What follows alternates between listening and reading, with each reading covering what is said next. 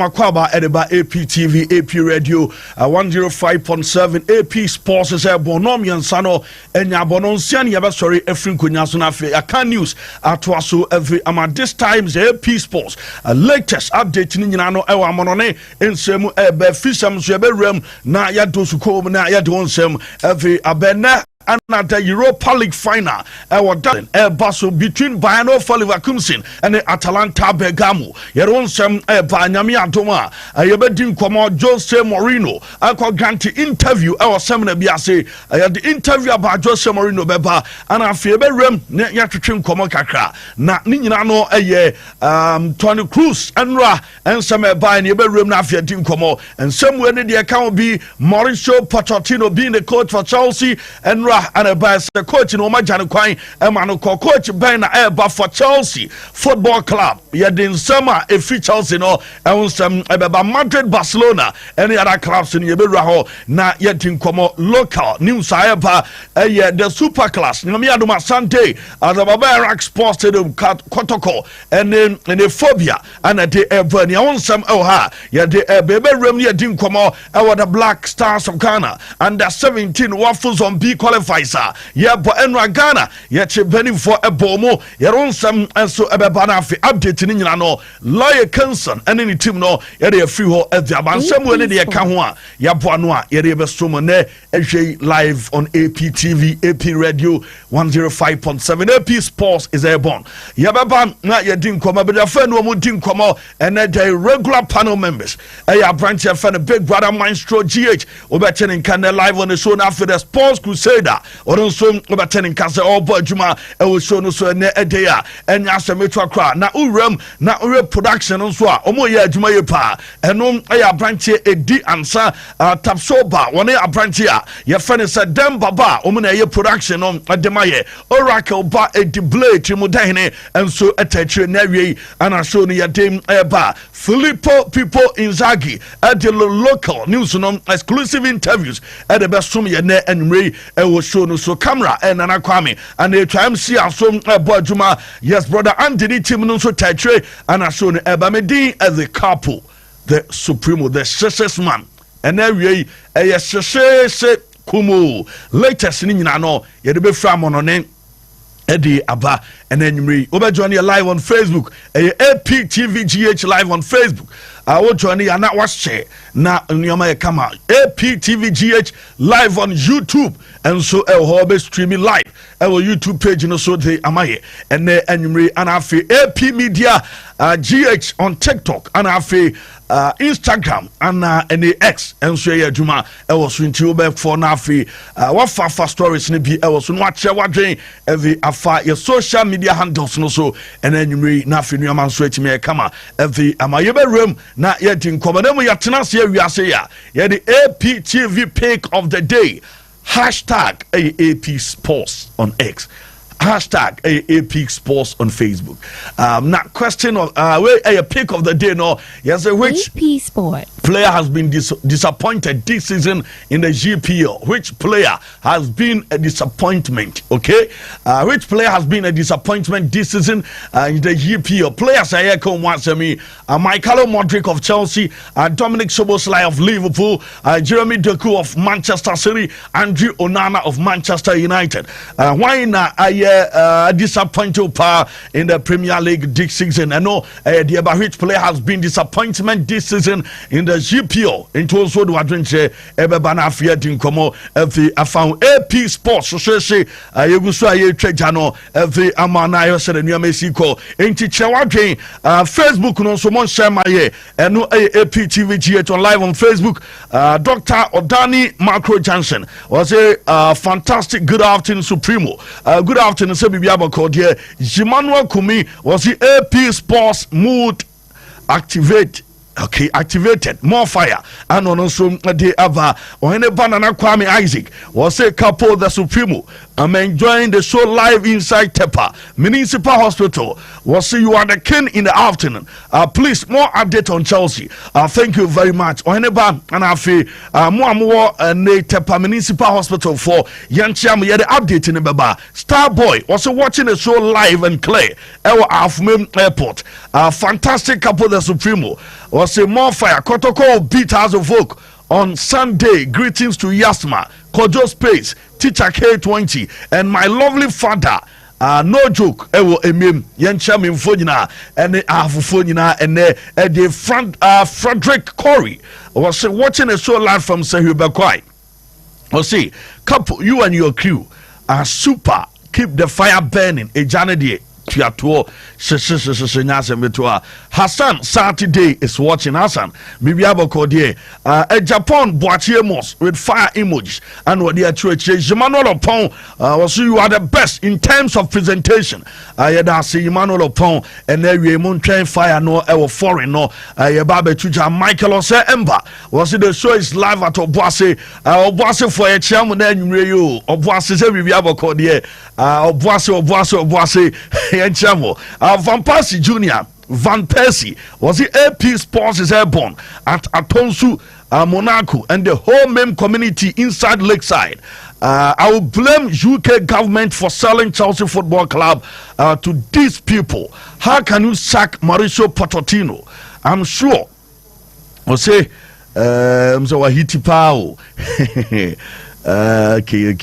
okay. I'm sure they are not feeling well. Chelsea owners no at the Asembeba Kruma pa. Osai Joseph say watching the show live from Afo. We a Afuako battle. Yeah, that's him. Oracle Bay the Blay. I mean who are Robbie is watching the show live from Afo. Keep the fire burning. We love you more. Yansuya domo papa say bibiabo kodie ati Asamoah Richmond say good work done big bro. Listen to you live from Techiman. I'm Galazi Galazi say who is done. East Don was good afternoon Don Supremo watching the show live from Asen Fosu Roman Hall. Okay, ya namase ewo Roman Hall. Mo monetize ho nyina. Ya damase pa. Osai Joseph was Jeremy Doku and a disappointing ye. Randy Dos Santos with fire emojis and Randy Diaba. Pace Nation. I'm Pace Nation watching the show live from Obuasi Central. Please more update on Manchester United transfers. APSPORTS Eja Etiatuo and Wadiaba Frederick Corey was a Doku did well with Man City. Onana is the most disappointed player. Conceding 70 plus goal. Now they laugh in emojis at Twitch. Da Costa Jay Solomon was a couple watching a show live from Sehi. Pampamase at Sweet Modest DSTV Center.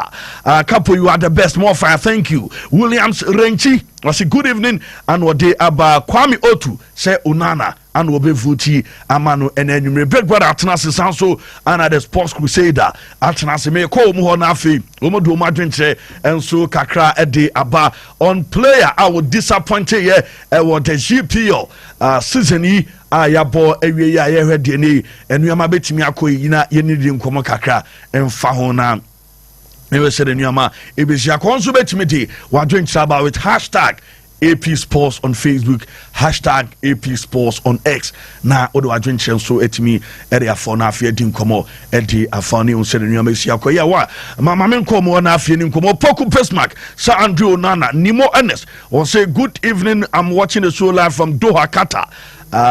Okay, more fire.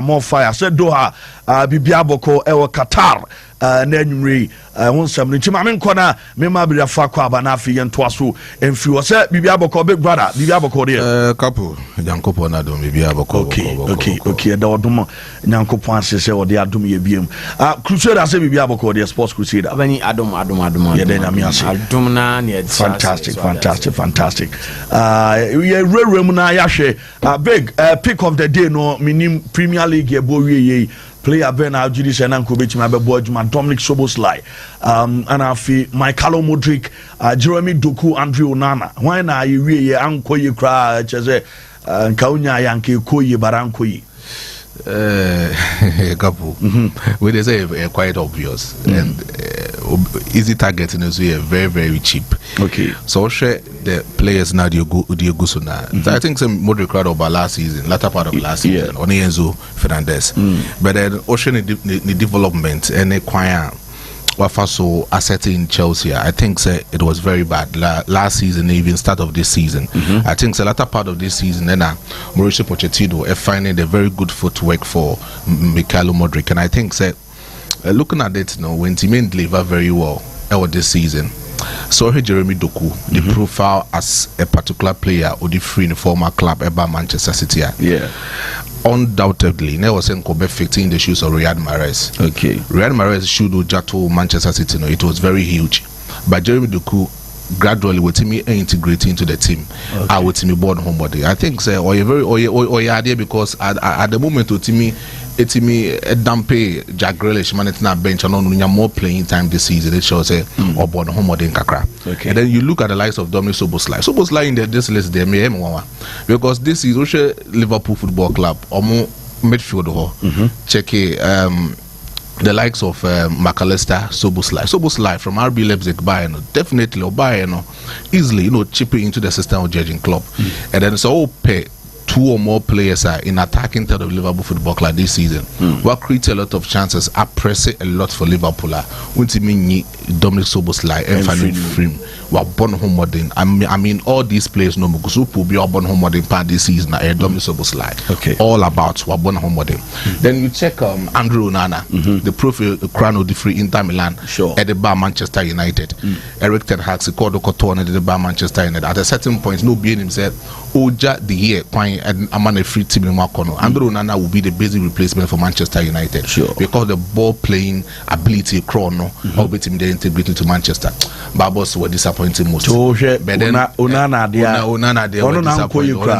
And then Minoyana machine the situation of the defensive setup Manchester United over boy. And I think defense and then even Onana and Ankasana has become a problem. I think Onana and I may choose, but the one home what in party is Soboslai now. Onana. But I say, big brother, Onana, what you see, prophet, prophetic Lalana. I was a good afternoon, Supremo, watching the show live from Fautrige. Okay, I'll go for Onana. It I say, Bismarck, upon Opoku Bismarck, rather. Was say inside Buankra VIP Goy filling station. I want to share for you guys are doing a great job. Yeah, that's it. Cash, say we have a call there. And one seven no Kwame Otu. I say good afternoon, Supremo. My name is New York. More update on Madrid. Yeah, that's it. Maminko Crusader. Where there? Oh, shame. Which means obvious that a big brother can and I'll be do be show. What the best show before from? Obvious. Who's a list be more my easy target. Yeah. Who's as a easily a target because of maybe shoes on Beshe, So yeah. And our baby or more expectations and so also. Yeah. Made this list I'm who Nam because a be a new arrivals no. And yeah, schedule disappointing because over Manchester United team me to me Nipo disappointed United this season Marcus Rashford yes because in the form he's been super bad and in the English national team when you call up who's a national team no he's been a prominent member but because of how disappointing I know this season into no national team no cry in a frame so for me for United and can remember for Rashford, but Andrew Onana I the easiest target as a man for target. Yeah, Onana and it's understandable because say the here last season on the G Golden Gloves near city here nyade on kona umra just a wobano. Masa woban bibi internet to dino say bibi chiatoneta as I'm guess here. Whether you woo and you woo that is how the here story no Onana need the here story you see FRT or honum but Ofa Jeremy Doku for me this season he's not been bad this season. Even that penalty will be winning against Spurs Mom cruising to the title alone should be enough. Okay. Because that penalty about winning the Man City at that particular point in time and don't quite cry enough. Say I mean he's done his bit and baby you free at the buy from Stade Rennais Manchester City and he's been playing so well this season for Team FNO Manchester City. Say what me you be say Jack Grealish akotena bench ne ahone ma ya che say anytime bia na obebem bia no Oba be hardwin. It drew baby no. Na I say the ball no ya unproductive kakra. Yeah. Unzo otwea no de akoche. But getting to the latter stages, no Pep ever key on him and he came back good. So ono de my man a fair mark or and Dominic Soboslai. I mean, this season comes to an entirely new midfield because Oba and the midfield no be shame no. Enya midfield abaka be aba akubi na ekọ. Eno no aba be shame na bi a ontimi flourish. Oba na Liverpool midfield ni na etu afro nti so Oba no ne McAllister ene Endo ebi o wa Gravenberch eno ne omo ebo nti na an entirely new environment and the kind of performance Oda ne no ono so enye bad but player who has been super bad since the signing Mikhailo Mudryk, yes, because of all these players, bet me a pardon or more because you be our first season. Yeah. Obia afe no be adapting. Afe na because obia be integrating into the new environment. But Mikhailo Mudryk eba last season January no buy into the fan say from January to June now or buy no a adaptation period. Yeah. Afe no about trying to integrate yourself with the squad. And was sounds no masako pre-season. And Dinka Mikhailo Mudryk there only any excuse to fail. And he said Wabana still ano enko ye no ogusu hwie dia. For me and players go nya so ne bo osoroche obi a. Wo ibako na me kwa mo no ne mra. So we dey obvious. On ne bo osoroche obi a. Ti ono a. Na ko Palmer akra kitikiti e ko to ne ne on ne carry Chelsea de ko na Mudryk pani wote wo ya to over 100 million still a untumi mo a. Ni san won akofa Doku a Mudryk dase. Oh, Doku a no waboa City say am maji trophy. Ofa Isoboslai. Said there was Ababoa Liverpool last season with consistent team the Cromant me and Ram Tofo. I better Momodu Amaba. So I'm komra nti wodase. Onana name Mudryk but me dey meko for Mudryk. Okay. Ohie bruta. Wow. Me da say Crespo say I will share from Fufu or Kofo Onana. O say Mudryk, we are sure that Chelsea turn a 40 kromenya. Eje dey aba form. 40 kramunya. Ya turn 100 million, ya turn 40 obianto. Okay. Tebi amusa ad ne konu krom. What that's it. Douglas Ejeso Nana no kwama no. Mujamono inside Kumasi Technical University. Say they all disappointed me. Still the blues. Greetings to my lovely sweet mother, Madam Hannah, inside Yinahini and Wadiaba Kofiana ne se kapo no di ababra kwesi Cashin will say I'm watching the show live from Brunghafo, Kwame Danso, Senna West, probably Mikhailo Mudryk and Onobeko. Every Amano Michael or say Ember. Was it the show is everywhere at Obuasi Capo Afa, thank you. Yet I say I'm not so see Kwamonone na Edia Monone 7 to us so Dema you chair home Abana Fiedia Monone at Waso Amo.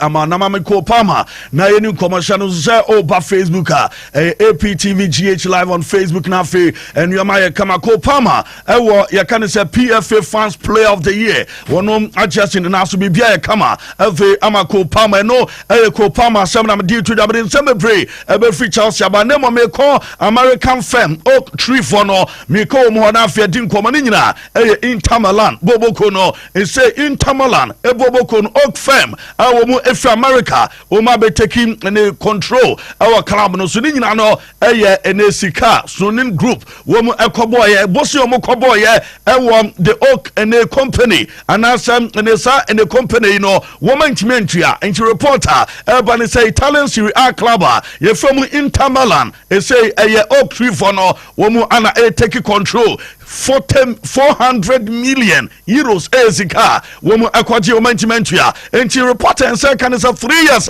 womu ji skade bo adwuma no anyoma ye kama na se make say statement Oak Tree for the team aba and it's a directors awomu abo adwuma tema Inter Milan eboboko no Pepe Marotta and Alexandro Antonello and then Dario Bassin omunyina Pero Osilio omunyina ebebo adwuma efem ama club na say directors name board of directors no onumu ebo adwuma ne de omo de eyedan a yebeju omo kwan amoma club president enso ebeko eno aye report from Madeba e say wudu Italy 45% of clubs are omo Italian Serie A no owned by foreigners. And no a reporter if you are about 45% of clubs what you can say Italy owned by foreigners emu maku 8 and the North Americans and back home and so if in Tunisia and no a reporter man just said here Italian clubs na our phone call and the only and no a Inter Milan and they are bakwasam at the moment and they are and Okrifwe and so take over total control our Inter Milan now and then the exactly 14 years Jose Mourinho FM Champions League na 22nd May 2010 ewo Banabao sa game no game na no espa na nya semeto Jose na ohwe no na sa game we na wo kaya player ayefani Diego Milito about 2 goals Emma Mourinho fan camp no inti Jose niye Jose that time Jose Mourinho that time na ene Julius Caesar and Javier Zanatti, Lucio, Walter Samuel, Anna Maicon, and the Obenya players, Esteban Cambiaso, and the Wesley Schneider, Diego Milito, women in Samuel Lato, women in Anomuka Squadra, women at Champions League 2010, and then exactly 14 years, and the and the Sansamno, every 14 years in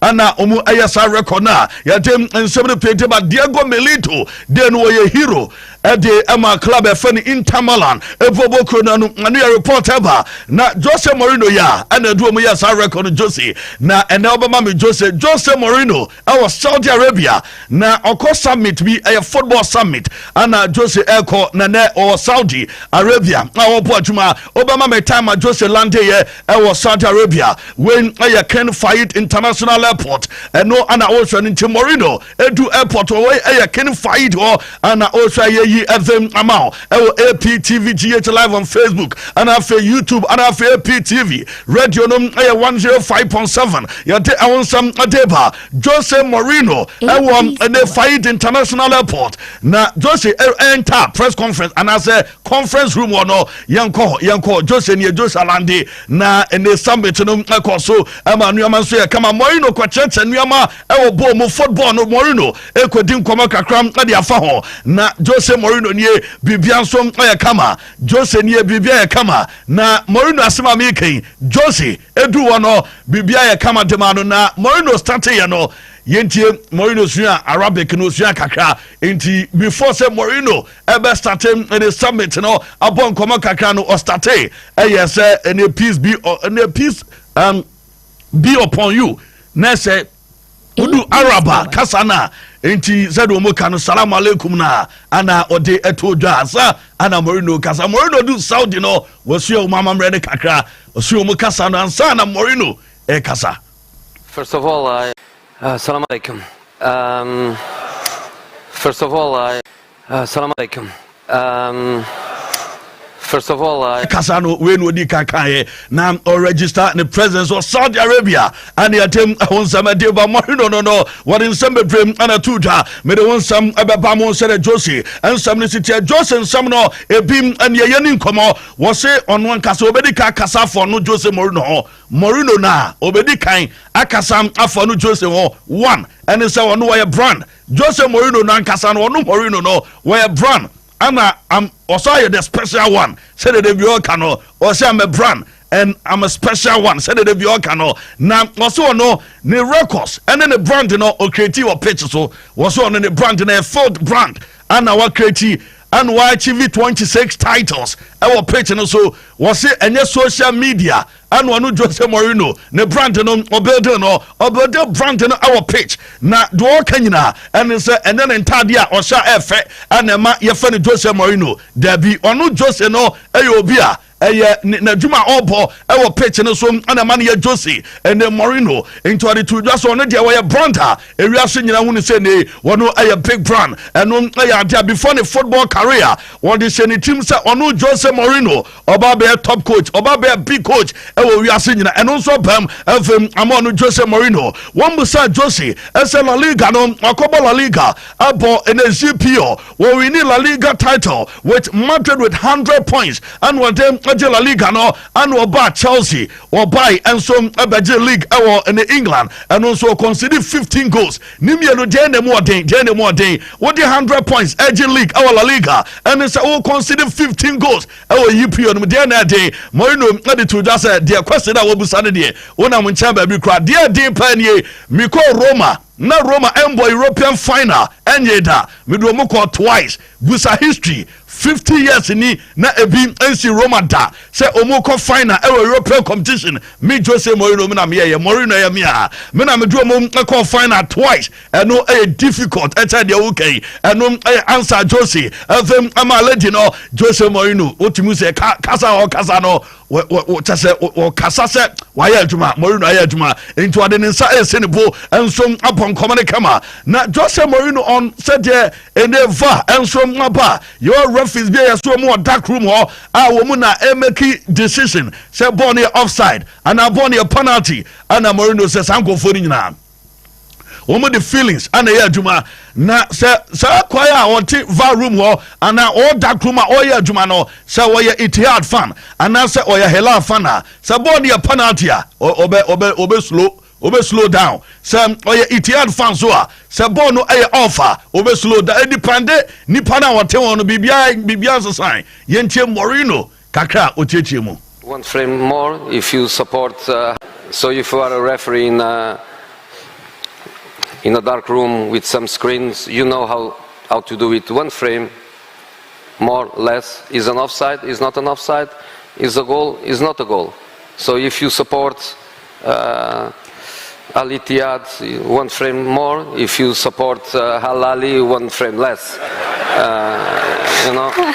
So if you are a referee in Jose Jose Mourinho and at him and command ban Mourinho no Mourinho dear always Mourinho always Jose the special one and ocean we are assuming you coaches no ye come and the coaches Gota Pep Guardiola this era Obaka and Jose Mourinho omumienu and Messi and Ronaldo e game Carlo Ancelotti e name ope coaches we mienu a wo mu abodjuma o game no and Diaba Giovanni and Branchini Allegri agent what never me ka say was Saudi Arabia wo mu Arabia Saudi Arabia ho say Allegri el padumaye into make us a reporter no pay nam ever from Saudi Arabia and his agent Giovanni Bracchini me ka say ono our Saudi Arabia Etihad Cromwell and wo enti enya wanwa say Allegri ebetimi abodjuma FM ama Al Ittihad our Saudi and no a reporter ba Thiago Motta agree say obapo adwuma diama Juve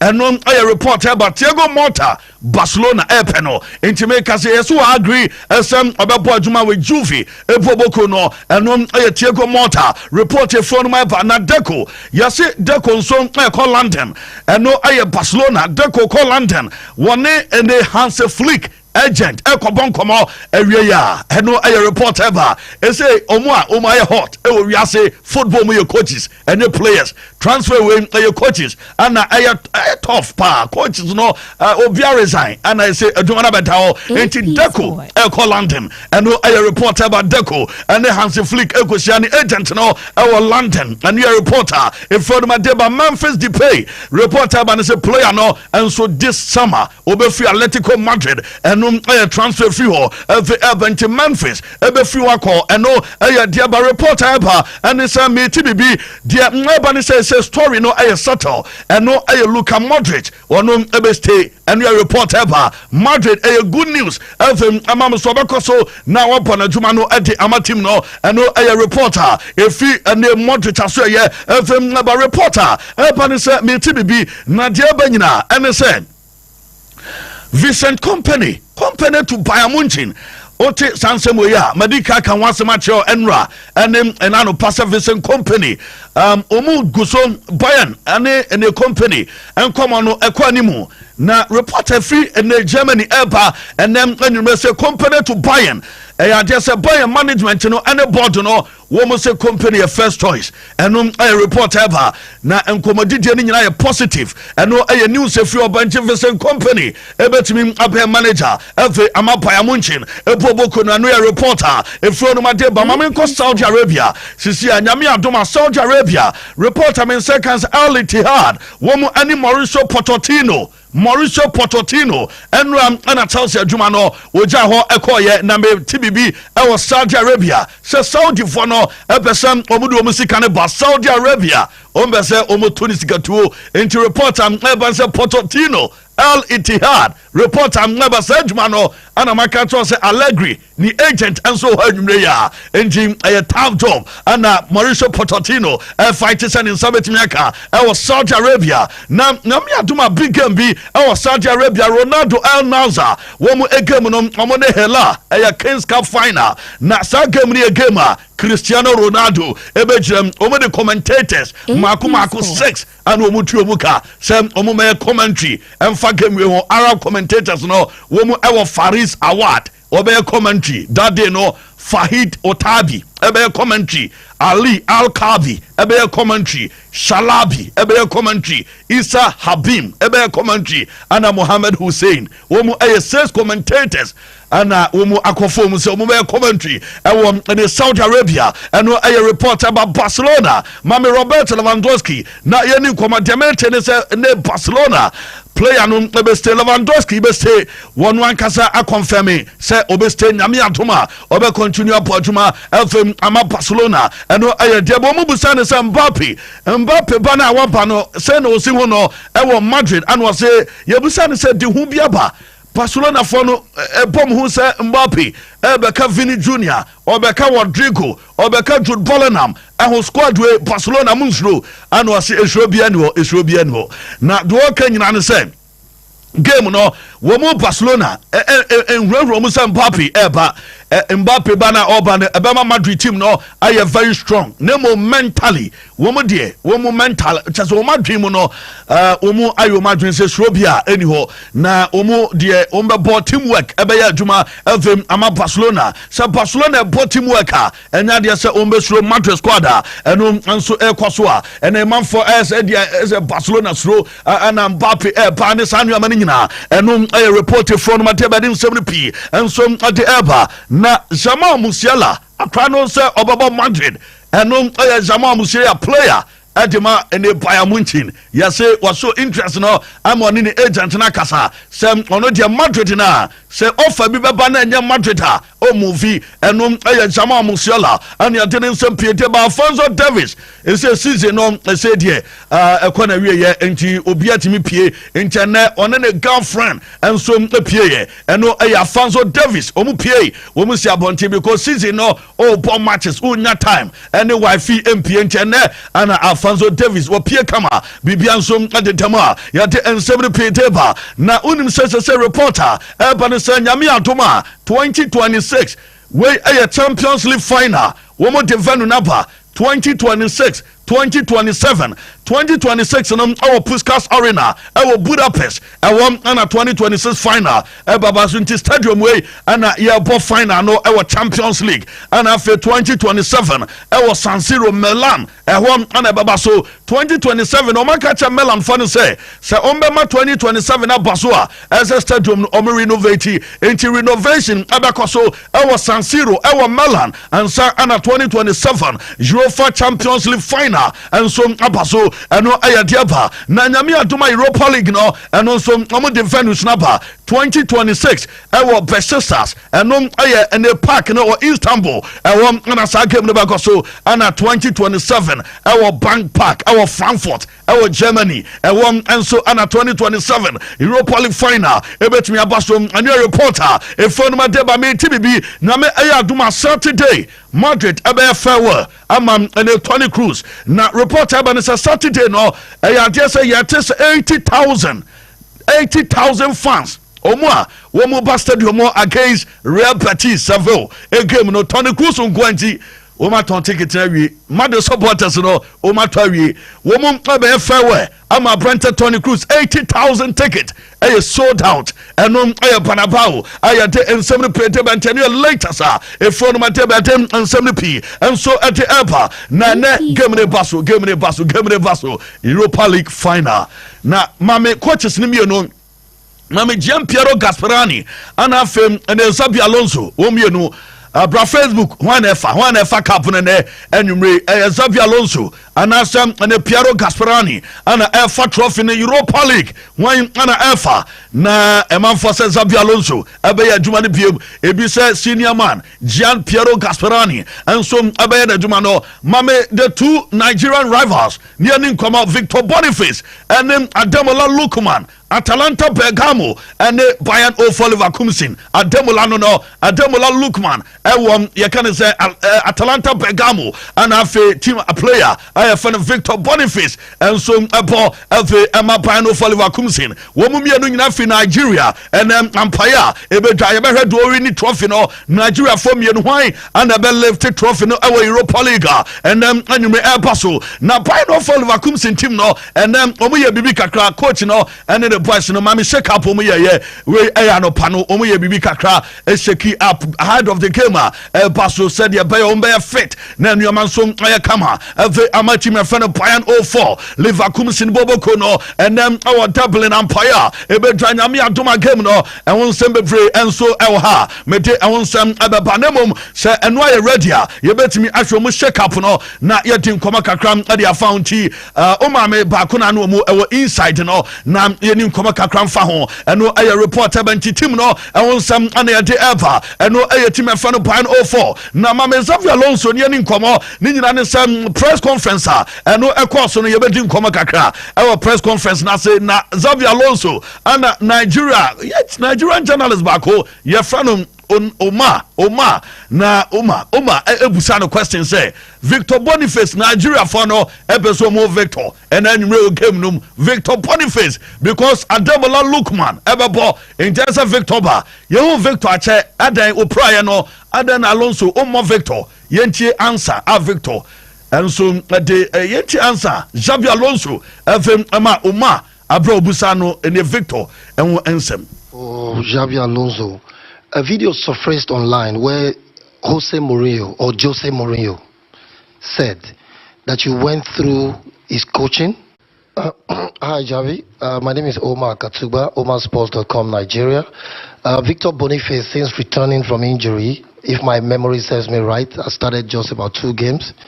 And on Twitter, I get a lot of messages. On Twitter, people say, Omar, why is Boniface not starting? Why? So I thought that I should bring that question to you. Is this something you'd like to explain for Nigerians? Because they're worried, kind of. No, it's a good question. But for sure, after the injury, it takes time. But of course, we have a wide squad. We have so many players, and all of them, they want to be on the pitch, for sure. I like when someone is not playing and shows this character to prove me, coach, you were wrong. I had to be on the pitch. So that's the challenge, that's the professional, but I'm happy with Bonnie. You know, the impact that he has got this year for us, he has helped us so much, and we are helping him to be back on track. But tell your people. Coach di atuja na yebusan say wafa coaches be bring some wafa Carlo Ancelotti, Jose Mourinho ne other great coaches and some na omanya impact e wo coaching career no so ugidi pa eno so chiremu. Jose Mourinho said that you went through his coaching, that of Pep Guardiola and that of Carlo Ancelotti, 3 of the best managers in the world. And that is why you produce this type of football that your team plays right now. How much of that has impacted your coaching career, the experience you garnered under these managers? Well, there are 2 parts, for sure. All the experiences that I have gained as a player with those great managers, the 3 of them and many others that I work with.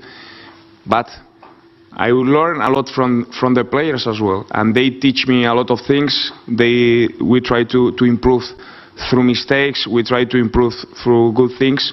So I learn a lot through this work that we are doing on daily basis. We are training almost every day, preparing each 3 games. So that's practicing is how you learn best. And this year it's been, and the last year as well, it's been like in my develop as a coach, it's helping me. Xabi Alonso no womu ebebo adwuma na game ne baso Atalanta Bergamo womu ene ya kan se ban no for Liverpool sin gift no womu exchange gift no ansa ana ne game no baso said ne ya bo European tournament bia final no eno enso etim ekoso no sa pepe ana ne ekoso nti o ma ya wie o ma exchange gift nti nyame adom a game ne baso nemom Atalanta team no womu de this video and they abomo said this is the time. Long journey.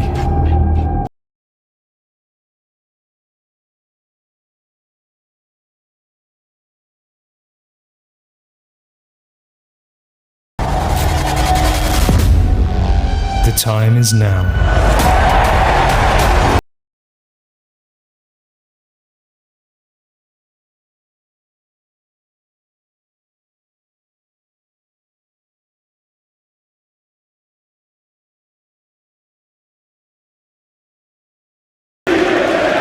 Time is now and no Atalanta Bergamo and Osho no mame supporters no mame fans no Atalanta fans no na omunchie kakra me street of Dublin sisi anemum Atalanta fans. Cacciamo tutti insieme Bergamo, noi cacciamo tutti insieme Bergamo, noi cacciamo tutti insieme Bergamo, noi cacciamo tutti insieme Bergamo. Banti Bergamo and the Behesher came to Bessia Atalanta and a farm and I said to my friend of Bayanufie and the trophy no the Eco Namia Duma Nanumre Deba na Dublin or Mamin called the street not meaning Komakaka and as I say ra in the studio na SFR reports Ewo Kwanho almost Nipadodo na the bike ana enam Ireland kromo na nwure womo mapo adwuma ene womo ekofie pentem akomonita game no eni nti street no ana ye dey report every email live Ireland Dublin ho ana game no paso enti street ni nie na bibia ya kama sister yo pentem bra wokoi entempa opentem akura stadium na wa monitor game no ene enso anwumre nti game no ho update ana afia ho bibia kromo ana yadem emaw eno aye report from Madeba dem 70p enso Madeba mamen ko Madrid enam de Madrid Tony Cruz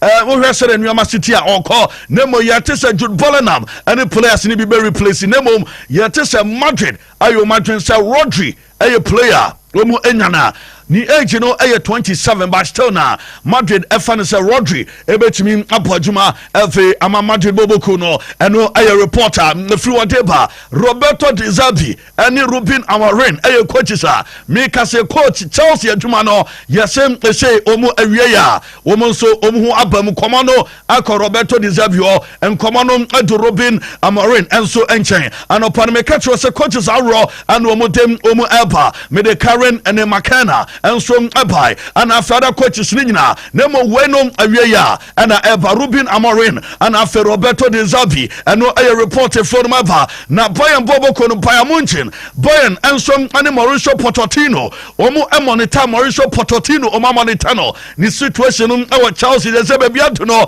is there area and also a target of them Emma Bayern is a Bayern for no one is a Pochettino na Pocho when the darkness and Pocho a guy hey Pocho no mapam no cross way a guy and aye Pochettino one of channels abako no se bi biansi me kokra and aye Pochettino and the attend one SMP FM eba na say reporter eba me say ka biem and say Chelsea team no Enzo Maresca aye coach bako a one so we candidate pa na yeso no Chelsea for no Penistar no anti Enzo Maresca na wohwe no na ono ne de no ne release clause no kra de 10 million euros enti Chelsea for betimi activate na afi omo de na ko eno aye de ba na Frank Sinclair eden sam kakra enso atudwa wote say Chelsea for Pochettino and was Todd Bowley mo de no mo hwewe Todd Bowley coach Ben Omo Peno ewo Chelsea I wo masake Mauricio Pochettino yentie Frank and Sama or the tuda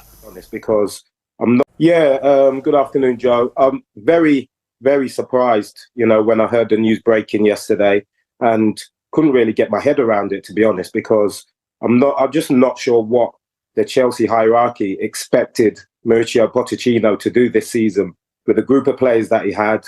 Obviously, the injuries that he had, you know, he missed the likes of Ben Chilwell and Reece James for, you know, the majority of the season, playing a lot of young players at the same time, little experience to guide and help them on the pitch.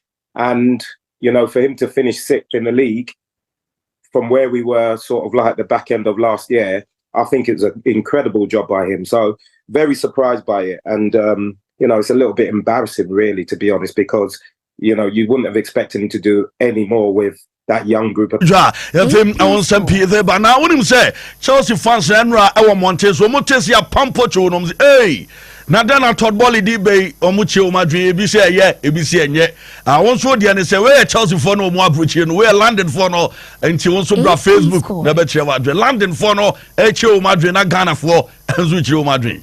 At least another year. I think the Pochettino deserved another year at least. Given the end of the season, we had a positive. It was all positive. We got Europe. If Man City won the weekend, we're Europa League. So I don't know. Getting Poch was the wrong decision for me again. Should have given at least another year. I think the Pochettino deserved another year at least, given the circumstances of what he's gone through this year. Lack of striker, injury list, youth. It's just an unbelievable decision, really. The owners will have to answer for, I think, you know. Poch is gone. Yeah. Who would you like to see come in? I think Thomas Tuchel again.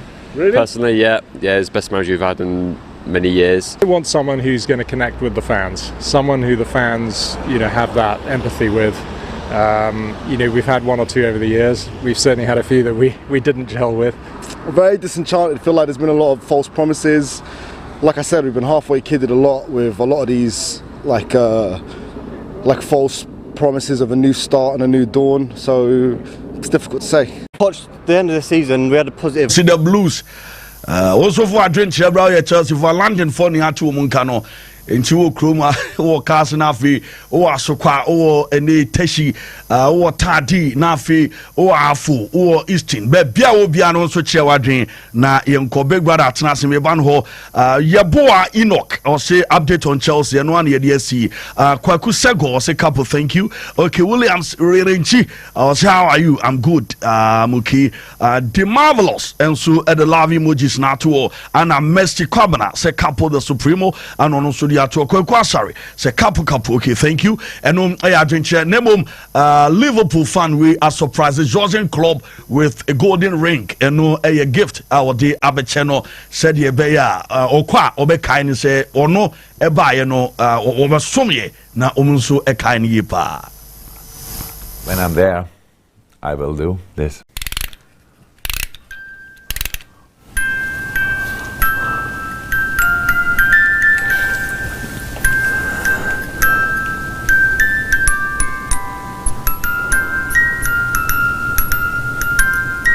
This is absolutely beautiful. Oh, so we built a house in Germany and I never thought in my life I will need a trophy room. This will be in the trophy room. And I will not be there a lot, I can tell you. But when I'm there, I will do this.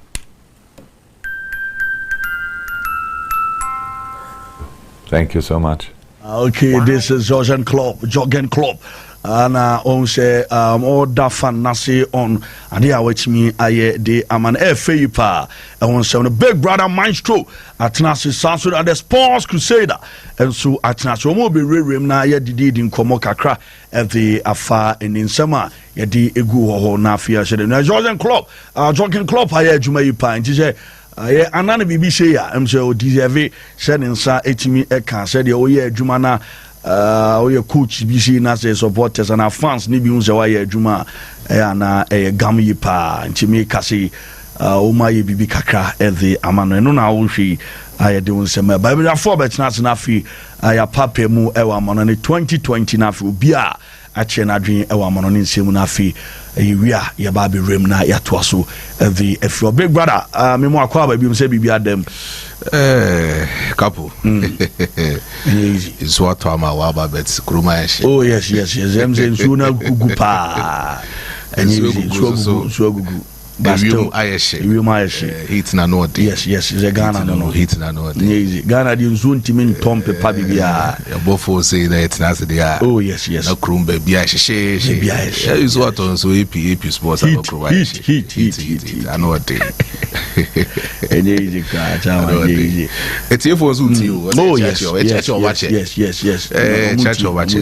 oh Kumasi Dubai for no Ketia Dubai for your boy crucial money manager kumone na najo amisa ata clef omunyine twetwe munyine twetwe muti den PZ onso no James ne Antonio Casano ne Peter Monso eti wo ho na ubura blue light nso so real money Jose Mourinho video na the toast na chini ebi o ma jijide blue light na nye easy nobody the guys ama Jose video no Mourinho the guy Jose chini ebi o koso blue light na nye easy wow that's good yen church o munyina sure yen mo bon komo e se of course I deja transfer no players nye say o mu na I hot the coaches Barca for call London Umukushia Hansi Flick Allegri su agent was Saudi Arabia Etihad on a porch in Ekokun was on a porch in Ekokun said Dumano also Sanko for Zoni all your money she came woman no more do Porto Nyawea no one coach be any and I just and so on interview he's a brand on the field not on social media but just say on a project oh of course on a project sure oh yes bibi besu Saudi for no more free one apayo and the question back who answer many G about winning the league in the La Liga with 100 points and then winning league England conceding 15 goals 15 goals you know and on Musa said yeah difficulty there be some me ni nyina or call Roma man or do my call European finals twice, 50 years they've been see that. In general, a difficult man and even with the materials and the Ukraine or DS I don't know. Jose a very good and honest person. I know sure you remember right. Mami no Europa League final no Koso Dublin and then we need to discuss that particular match. I think say I will say you di hu adanse kakra kire yeti for. Then by 04 any Atlanta begemo muna room Dublin. I could see me see a kind of final of the Europa League. But then I was say it didn't come out a found because Gasperini and Xabi Alonso we a two-sided coaches are back. My friend back also or your unattested coach and a back on say well experienced coach. Okay, for information or Dublin the mountain so say you be mountain. Yeah. I'm on so more enjoy more rush stadium no okay uncle. So I think the Gasperini a well experienced coach or European I mean the other times what coach or other football clubs looking at Xabi Alonso on an unattested coach me met Makacho say we in the first phase I think so all coach by for Leverkusen or Domura into the Europa League final with him set a record in the unbeaten run streak Bundesliga but Kwan Benson be faso Eddie the side of the Europa League Eddie Amabaye for Leverkusen notwithstanding Gasperini in this particular season go into the two finals. The first final was against Juventus in the Coppa d'Italia and then the second final was course on by for Leverkusen. Now no me catch say in the history of Atlanta since 1963 but omunko into a single final omitimi ako into two competition finals that. So this has been the crucial final season now. Omuko into two final stage within one particular season. So a very huge depth for the side of Gasperini and Atlanta Begebo a to this particular spur. But boss, you're in the bio for Leverkusen. Quite best no first your transition, tactical prowess, and the quite best Xabi Alonso. Efasu a born home in every game of Bitman I perceive it through within the opponent, boss. Also dealing within the times of Xabi Alonso, the kind of tactical formation or demand the side of Bayer for Leverkusen is just simple. Obo in the 3-4-2-1 formation. Okay. So Obo in the 3-4-2-1 formation now Owian was also activating in the defensive shape of the 3-5-2 system. But in the 3-5-2 system now Obo Owabra o defended in that particular transition. In the 3-4-2-1 system, boss, the only moment to be activating the lines now the left full backs and the right full backs. And then you know to me activated that particular line now. In that particular stance now, you were the side of offensive overloads or in that particular left full back and the right full back. But so or activate Quite best of also activated the left full back. Now quite best of also activated the right full back because I'm gonna make it the clear differences in the setup of Bayer 04 Leverkusen. Game is in this particular season. It's offered the left full back and the right full back Jeremy Frimpong or as the right full back for the side of Bayer 04 Leverkusen. Papa reference Alexander Grimaldo. Also one particular left full back on to with them at the side of Bayer 04 Leverkusen, but Otimi integrated Baku in the defensive line and money push the defensive midfield no. As also integrated Baku man by offensive and man the striking roles na the attacking third of Bayer 04 Leverkusen. So you are watching the clear instinct of how Xabi Alonso utilizing the two left backs, the two backs of Bayer 04 Leverkusen is solely exceptional. Okay. So integrate Baku by offensive, the Baku so a defensive line. In the defensive level, Alexander Grimaldo Obono as a left full back, not also integrating as a right midfielder in the shape of that particular midfield. It's a watch in that particular setup. Grimaldo no on one case want to me activating because on could anymore a bit creating a lot of sporous spaces in that particular left side of Bayer 04 Leverkusen. But the ultimate share the succession plan here the Bayer 04 Leverkusen Piero Hincapié. Piero Hincapié bit me now abo as a left centre back at the other side of Bayer 04 Leverkusen. Jonathan Tabi now as a main sweeper for that particular side. Now Edmond Tapsoba and so abo as an invented right full back. Abra Papa reference Jeremy Frimpong switch him as an offensive attacker. Ultimately create a lot of chances at the other side of Bayer 04 Leverkusen. But in Finfi only me no. Omo bon Finfi why Niamani ye the other side of Bayer 04 Leverkusen Granit Xhaka and Robert Andrich. We the two pivotal midfielders on Mujino Diama Bayer 04 Leverkusen. But so what can I say here? The side baby ultimately a lot of overloads, creating more chances in the side of Bayer 04 Leverkusen and the right side of Bayer 04 Leverkusen. From the right side of Bayer 04 Leverkusen, when Robert Andrich or no ball as a right midfielder in that particular stance. No one Jeremy Frimpong no born as offensive overload or no creating a lot of chances there anymore in anymore no.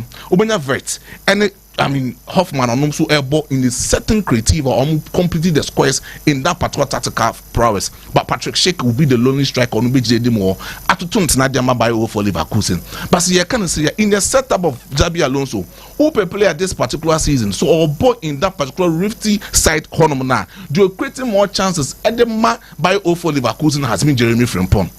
He has been making the clear difference for that particular side. Quite best of us created that particular chances in the boss. So our boy in that particular tactical method now, boss. Almost transition about the 3-4-1-2 system now. A corner of us who are transitioning making sure so we a lot of chances. When you want to say, relay in the possession form. Relay in the possession form. They say, train. I'm at the opponents no intervening into the midfield. No more creating more chances. So one way to think for them are the likes of Atlanta and then Numri. When you have Costa, which name think for their mom Ederson Bebo, Mario Pascal change to be Matthew Gary Bebo won't think. So this particular tactical form midfield no more ball Edema Gasperini and then Numrino. Say Omumu be 80 million a bon home body a benenim be the center field of that particular half of Bayer 04 Leverkusen boss. When the Bema Jeremy Frimpong a transition in that particular left flank so transition in that particular left flank so one that was Calvin Monedaho. So transition on a bit create a little porous spaces because already the Matthew Regari be anymore. Now Jeremy Frimpong boss over speed, over pace. Or skillful. So or transition this particular season more chance of creating the Bayer 04 Leverkusen. 88 chances of creating the Bayer 04 Leverkusen. Okay. Boss, the dribbles are what my computer are very successful. 100 dribbles this particular season for Bayer 04 Leverkusen. So she work great. And then Kwaya Xabi Alonso efforts to only in the offensive attacking third of Bayer 04 Leverkusen is solely exceptional. So say this particular game, so person will keep it. Bayer 04 Leverkusen mute. You need to keep Jeremy Frimpong mute in this particular setup. Quite best no bit keeping the mute, boss. So we're showing a tactical system. So I know a lot of overloads Tembiano Granite Jacket me switch playing from the right side to the left side. Left side on one Alexander Grimado Munedaho. When the Papa himself long vet Munedaho. So switching the Kohonoma, the likes of Hoffman who bit many a lot of space to operate in attacking third of the opponent. Attacking third of the opponent, and I'm say Atlanta ever three back into the side of Isaac here and Scavino will beat that particular people on between opposing the attacking creating chances of Papa Jonas Hoffman. So Jonas Hoffman did not create a lot of chances or create a lot of space at the vet. So vet it me dual on that particular half spaces Hoffman they created their man and a boss. But yet in their man Gasparini to be me afford the attacking threat of this side of Bio for Leverkusen. Here I can say the idea may remain intact at the Atlanta. This particular season has been the undefiable defensive setup of Gasparini. Kwame no first will defend it. So about the 3-4-1-2 system now, boss. About a typical Catenaccio system in the midfield. Solid 5 midfielders. And say Italian for a catch about the central. The central Campista. About Campista rule. No, about a lot of midfielders in that particular general, boss. So yet this particular succession. Kwame no first will retaining the unleashing skills of Bio for Leverkusen. Midfield honomono. Kwame will with my retaining boss about the solid, compactable 5 solid midfielders in the midfield of Atlanta. And they find the mid-block system. Gasparini or dually on counter-attacking system. Or you are calling first the share of Liverpool or Anfield now. It was solely exceptional. One more bonnet CBR or no on possession, but on making sure so always be look man any Skamaka move very quick. No mutima combining a lot of skills in attacking third of the opponent. So mutima yes and money we are. Nipo betmark a lot of passes. Edia called attacking third could minus. Say numre say could minus me the day. Not me anymore. Ebo as a creative create a lot of chances. At the Max Kamaka any Adimola Lukman boss very difficult for the side of Bio for Leverkusen. But at the back one, it's been defined the real moment of Bio for Leverkusen has been the moment in football. Every moment in football be accounted for the side of Bio for Leverkusen, Xabi Alonso. This season, Brian says Xabi Alonso consider losing in the game. Sad time on coming back into the game. Should the game against Stuttgart, should the game against West Ham, should the game against Roma, or born the second leg, home, Bay Arena. Look at the clear moment with me defining here in that particular system. It is telling you, says Xabi Alonso, so when you see a kind this particular season, that's a game and they are, or you're the pro of Real Madrid Football Club. Or bet me score, or bet me show at any moment in time, at a second at any moment in time. So Gasparini, the only thing about me dually on, not to making sure so bet me a lot of chances against Xabi Alonso will be a lot of counter-attacking football. No bet me here at that particular side. Now, boss, oh yeah, counter-attacking system of football now. Grimado or a left full back. But Tembiano, you're born as an inverted right midfielder. I was the side of that particular midfield. Why? Because Papa on a boy in that particular left side on a vet. Vet a offensive minded. But one of us who protected the left back line hono a very exceptional. So protect here. Nipo beti me dually either succession plan a hinkapai. Hinkapai to me dually about critique the equivalent nature in that particular midfield. Boss, hinkapai beba. Nobody's a Grimado super supporting in that particular species. Close that particular spaces. So Skamaka any Lookman. So means man you pacey and combine quick short passes attacking third while was very difficult to match the side of Xabi Alonso this particular game. And Omoko into this particular game, the Gasparini it me I catch them and say already you see in 1963 no making sure that this particular game omo in the final no omo cap no aba begemo ama begemo for Niaji because it's been a while. And I began with phone Capda. This is the first time against so many years or more into the final. But no that particular video now drop here and now we foreign news. I'm gonna drop here no. And I'm a president no. And then you know make say what flight I call Dublin. Okay. I call meet players no hotel no makasa. I catch them say if say Atlanta bet me win this particular cap against by 0 for Leverkusen boss. The winning bonus no kwano beche diamond the club no nyina 1.5 million pounds no beche diamond. Wow. As a source of motivator. 1.5 million pounds no beche diamond this particular Atlanta boys ne beche sesika no. Hey, really more than beche sesika no 1.5 million pounds. Video wey na motivate you. Yes, video wey na motivate you no. So all catch us the time is now. No send this can sound so triato.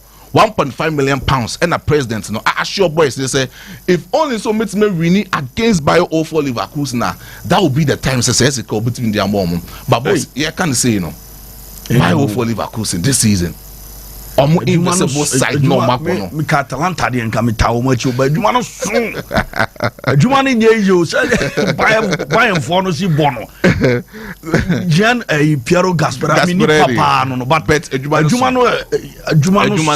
no so boss mama kakra bi na attacking third of Bayer for Leverkusen let me go transfer stories no mo kakra boss se mu ya den de Mazabi Alonso a about the counter attacking system no obo in the two phases. One obo in the press overt and as a press covert. So because a press overt and as a press covert, that particular tactical attacking counter attacking system are obo in the 3-2 manship in the name 3-2 manship from the day anymore about the final third delivery the other side of Bayer 04 Leverkusen. Patrick Schick airbo as a typical striker anymore. Vert airbo, Hoffman airbo honum. Nipo betima joining that particular 3 attackers do anymore no Granit Xhaka and Robert Andrich no meet my journey anymore.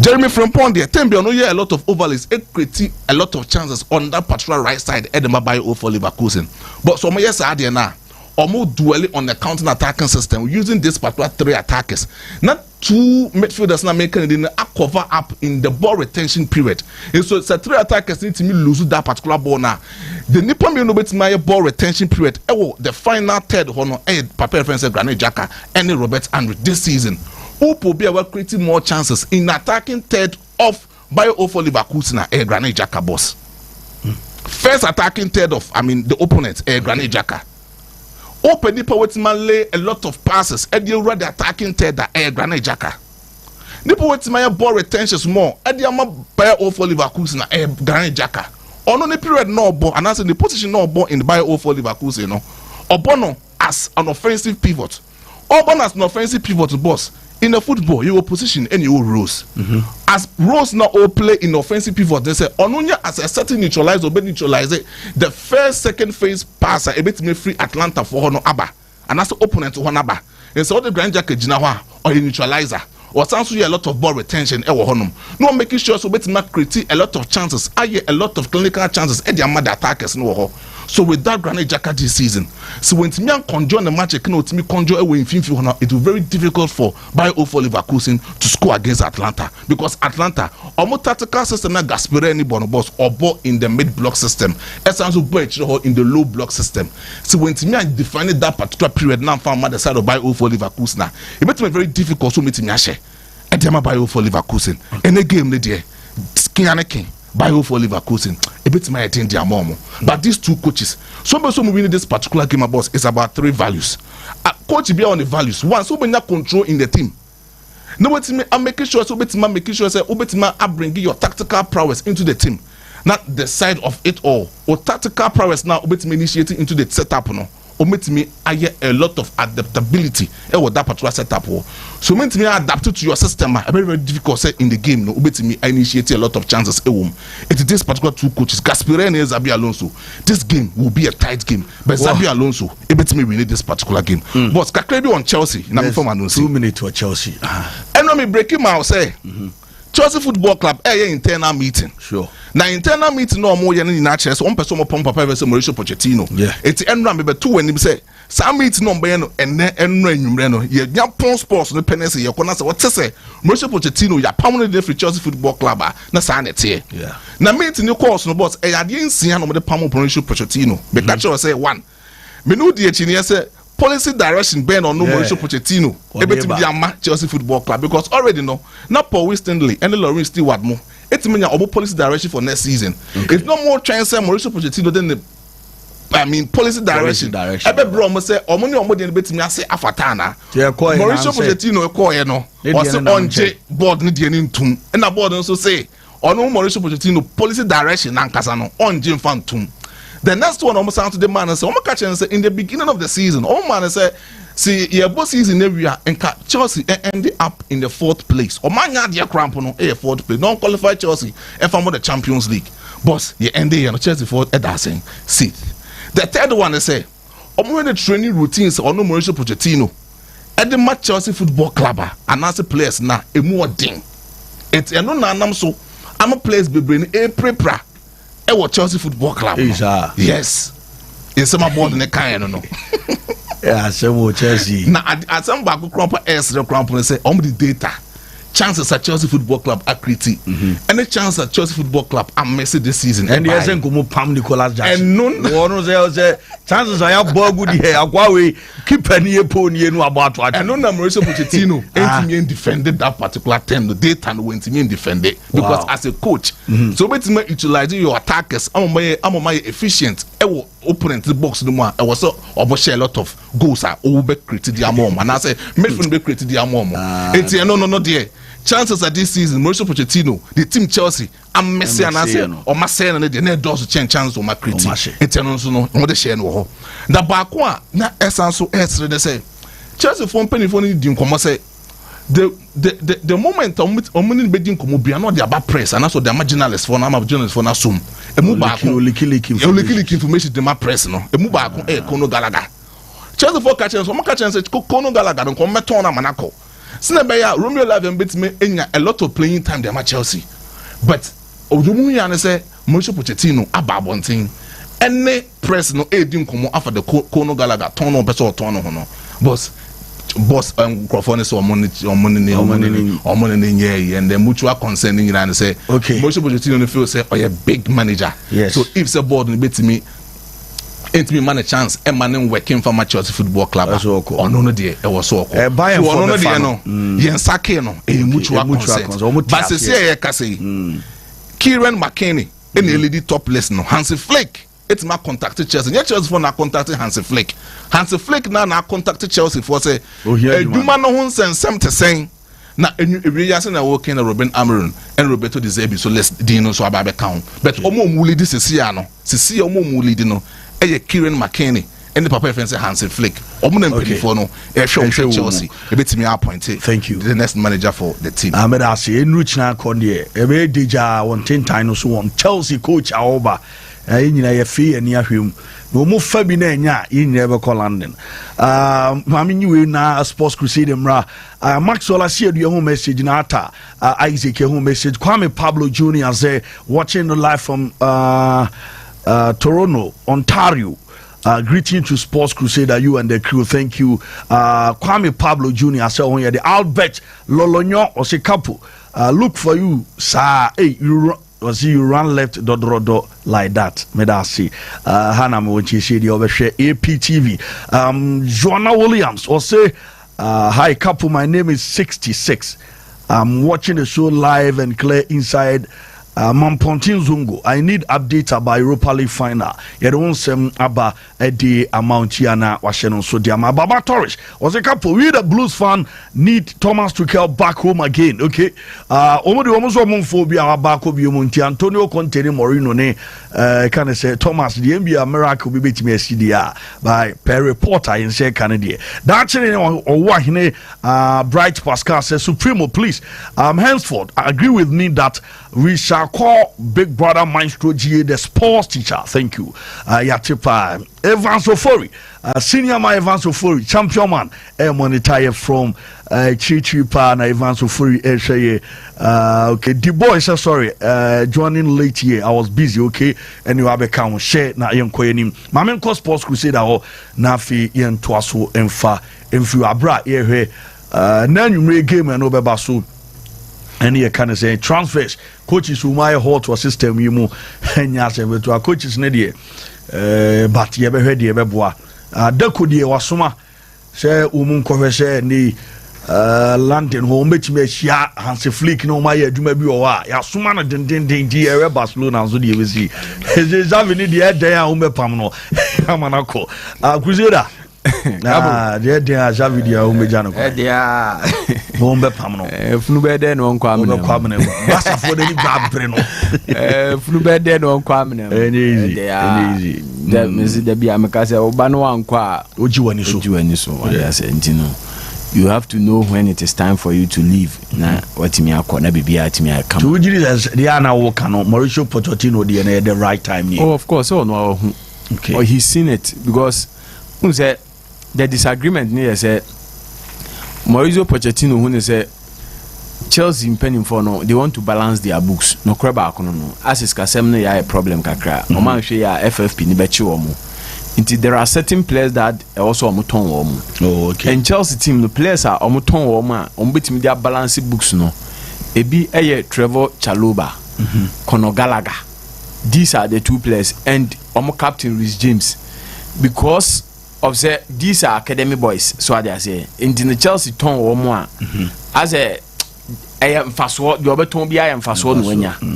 And you know they are hell bent on selling these players. Said they buy on bet me Arizi fans, and the coach feels that these are players are going for it now. They can help my cause because Osha Chiro no ma Trevor Chalobah recover by no or who more the more bebo my team no.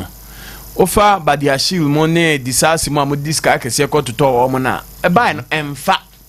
And you know I was a boy in it na no team boy juma. Conor Gallagher the same thing. On also Otena no boy juma because he's been playing so well for Mauricio Pochettino team no, and the Chelsea board no disagreement on him. Then what he wanted, and they said, okay, fine, if I'm agreeing to your proposal, I said, yen top players nibi no munkwa. And yeah, na pressure said chinchina go and challenge for trophies ne feko rato form no also mu free ho. Yeah. Because players I mean who say make me they successful ni. And most of someone who say you want to balance your books, then let's compromise. Woman pressure them come from. Said the bear may jumano, Ediama, you need a rat of form fair enough. Okay. Because players I mean who say they be competing one farmer man. And the board feels that there be whether Gallagher, whether Trevor Chalobah, these are I mean the exit of these two players no, and yet I mean, idea a bit me Chelsea every top form, and I say Chelsea Belgian trophy and young Kofo Muminu. I'm betting on the Chelsea Belgian trophy and also on Yintino. Just the manager is not ready, and his contract ends in 2025. In 10 years, Mema Yem Pese season, the Besha Sena mid season, a na Kasa say, and Yem fancy heya. Yempe coach or Yebeko pre-season now. Wabe team no, and that is.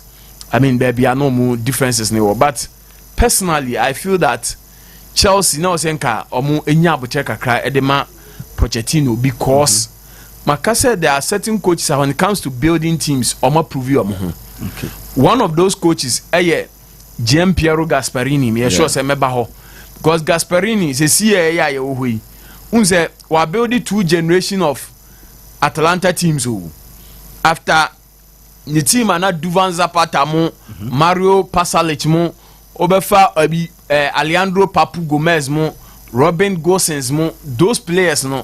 Out do mo be boy mu Champions League near the ade. Omu nyina free mu e de koyi. And they were starting a new revolution with Skamaka. No ekwane nam West Ham near the Unko Yan Farmer no, Ademola Lookman mo. And no do mo started a new revolution say.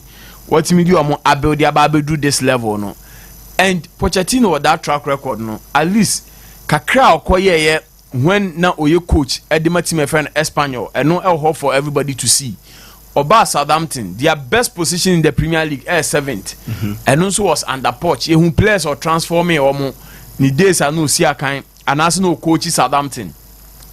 Eruamu was Spurs.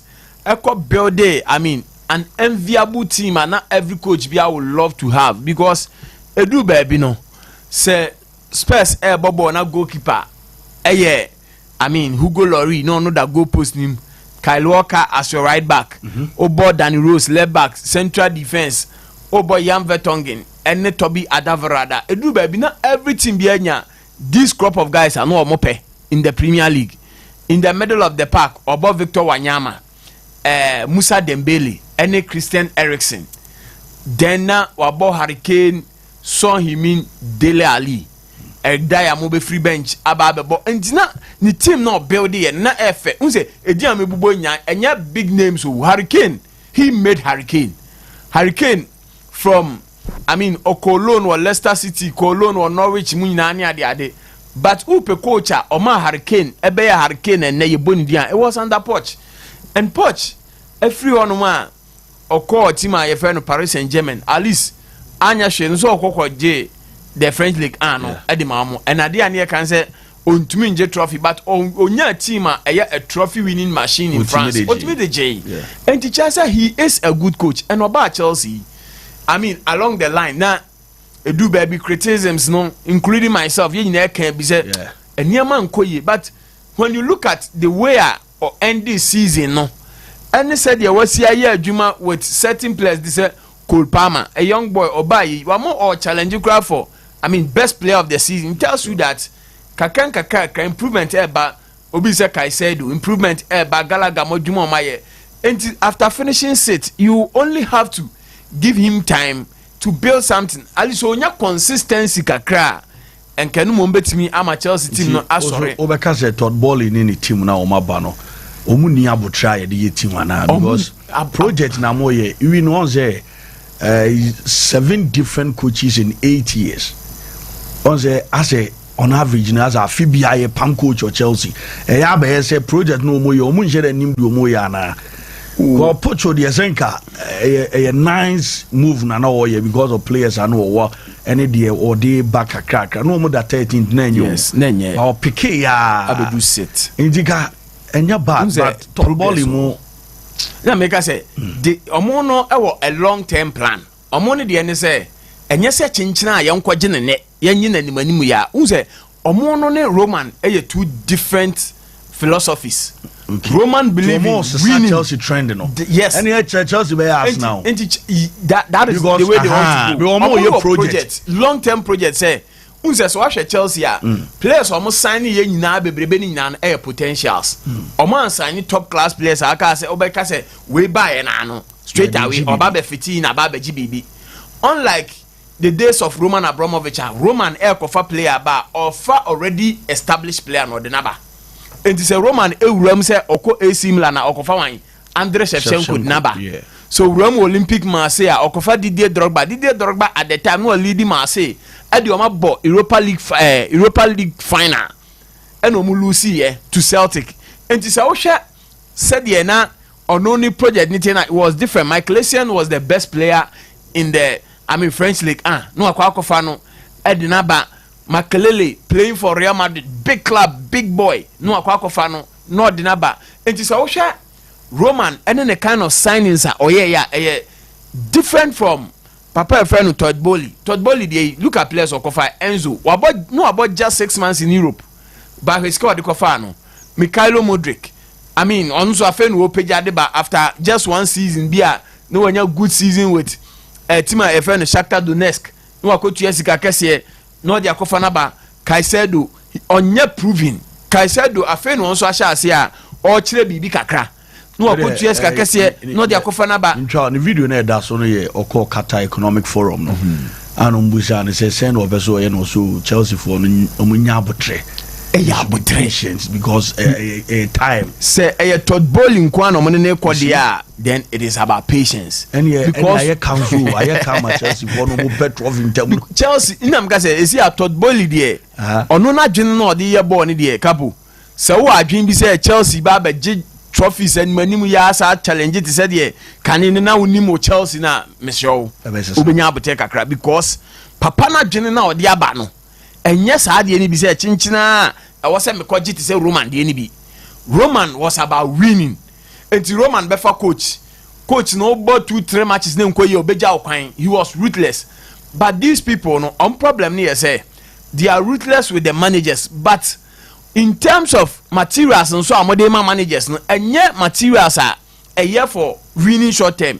Unse omon hu ne say in as much as yenje trophies akese ne nimanimu ya no we must be performing.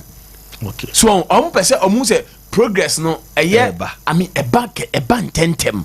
Omu pe delayed process o. Say bia progress no ti say the club bia Liverpool nya abotrema club ni first season obaye no. Obefa omu mid season ye wi omu finish 8th. Obo Europa League final, ebo Carabao Cup final o Lucy. The following season o sha say on a clean note no o wi odo mu ra top form. Enti say we Liverpool owner any progress no the amount. Then the next season Liverpool be into the Champions League after finishing 4th. Owie na the Champions League the first season the Champions League no akobo final against Real Madrid. No was qualify for top 4. And to say progress no ye dey eba ansa no oba beji Champions League awi aba beji league no dey ama wo mo, and that is the kind of progress that they want. But Pocho nso won say materials na ekuta me no ene said ye mo pese chenchina me mawura top form next season no munya abotre kakra, because sesi e ba bia Arsenal project ni gina no e won anim che ye de no, City de no won anim che ye de no, Liverpool won anim che ye de no, but Chelsea for an argument they say Aston Villa timi free chire ebe wura mu into the top 4 there, then you can't tell us say because ebia yesi ye ton Gallagher bia man akọ ye ton Chaloba bi ntino we can't be in the top 4. And when I did disagreement nearby and Pocho had to leave, but media me say yes now senka compromises be a day eba no mu mienu nyina no marriage no etimi etoaso, because Pocho actually say he's a builder and getting the best out of young boys.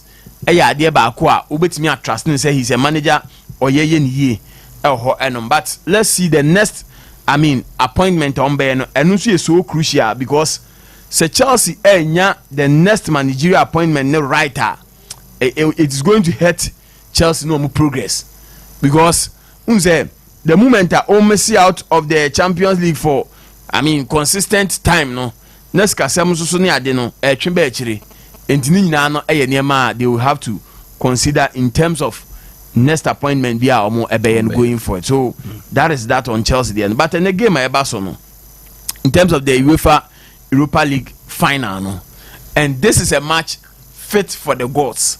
Unse two teams no obia wa ade sonko a odi ram into this game, and Bayer 04 Leverkusen and the omotimi end the omo trophy drought in terms of the Bundesliga no. I say omotimi ababenya edin from never losing to never losing. So because now they are not losing. Okay. And yet they are on be finding a way to get a point. When you say we dear Leverkusen you kuna we ubonso wa find way be no asanso sorry. No aba, and that is how Enema City fa team no Bayer 04 Leverkusen. But you see se osha team no Atalanta omu video no omu release here no it's time to honor our legacy. What do I say? Sure. And the time is now. The time is now. Nature say omu say omu mre na eni, because Atalanta has been through a lot. Omu nje any major trophy. Their biggest trophy omaje eye one Coppa Italia. And omoji in the 60s. The whole Atalanta. Yes. Omu trophies omaji nya Serie B. So akọ relegation akọ Serie B no aba. Enti e ka Scudetto a onyi bi European trophy bi eni ho a waji bi da. But Atalanta an interesting history how they formed the club, because unse eye school for na take club no. Eye school for omu core classes one day near Chomo in one of their history classes, and near Chomo Abama maybe a friend no Atalanta, and school no a Lucio Classico Paolo Sapi, and no a school ewo Italy. Okay. Yes, in the core class a Chomo history about Mami be a friend no Atalanta, and Atalanta no or your oba oko in the Greek methodology as no or a lady hunter. On the Facebook, yes, on the down. None who of Lady Atalanta. Yes, Lady Atalanta. On no more team the tono. Because of an interesting story I know. Na mami we no in Greek methodology. None papa ni your henny. Na papa no pebema.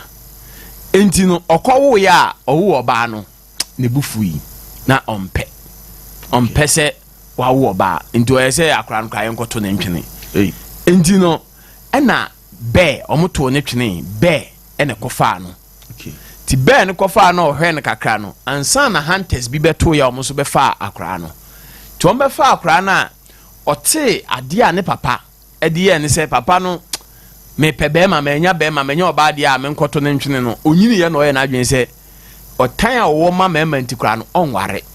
She's going to live her entire life as a virgin, and that is how Mami Atalanta no onyini, and she was so strong.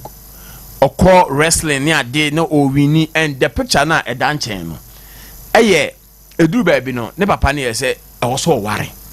nti omo ka bia na maame ne se onware eno so okay finally waje atum so obeware but before so obeware be ma obeware no kire ono ko races na race na mo be ko no utimi di ne so nkunim dia then obeware and she was so fast obetumrika what you say enya de nso a obetimi abiti ne dan ya sempe enti aware umrika tu because oba ne ho ofe enti be ma ba ko no ye se obeware no and ono so ko hu another goddess say ekwan ba so na mesmetimi defeat Atalanta in the race and o che ne say ompe omano 3 golden apples say mukwa na maame ne ye tu a no ato apple no obekwa akofa enti ba ko na say unze oto apple na say ofa bibi ofom enti omukwa na o ye tu na no ato apple no sa na say eventually o de ewini no but o wini no wie no ware ne ba so no ye say still no she will live her life as a virgin ne be man so tiase and omumienu nyina no eye so mbe hunting no but enam abufuo nti no anase papa na wo no begnya oba no ware ye no asede wo so de kono anfa anko and na the goddess no ko hu no eye say she's going to punish them enu nti no o ma asa akono be wura omumu e ma omumienu no omo die if you on na ma oba no lose in virginity and Greek methodology in betcho say they turned into lions. Emombe dane nyata omu free ni party biem dane mwa. Ho enum. Enti they felt say the students felt say said the na maame no as oye so strong and otumrika ne ene ye tibo oboko dia yemfa maame ni din to so. Ene mom din to so enti hwe omo crest no.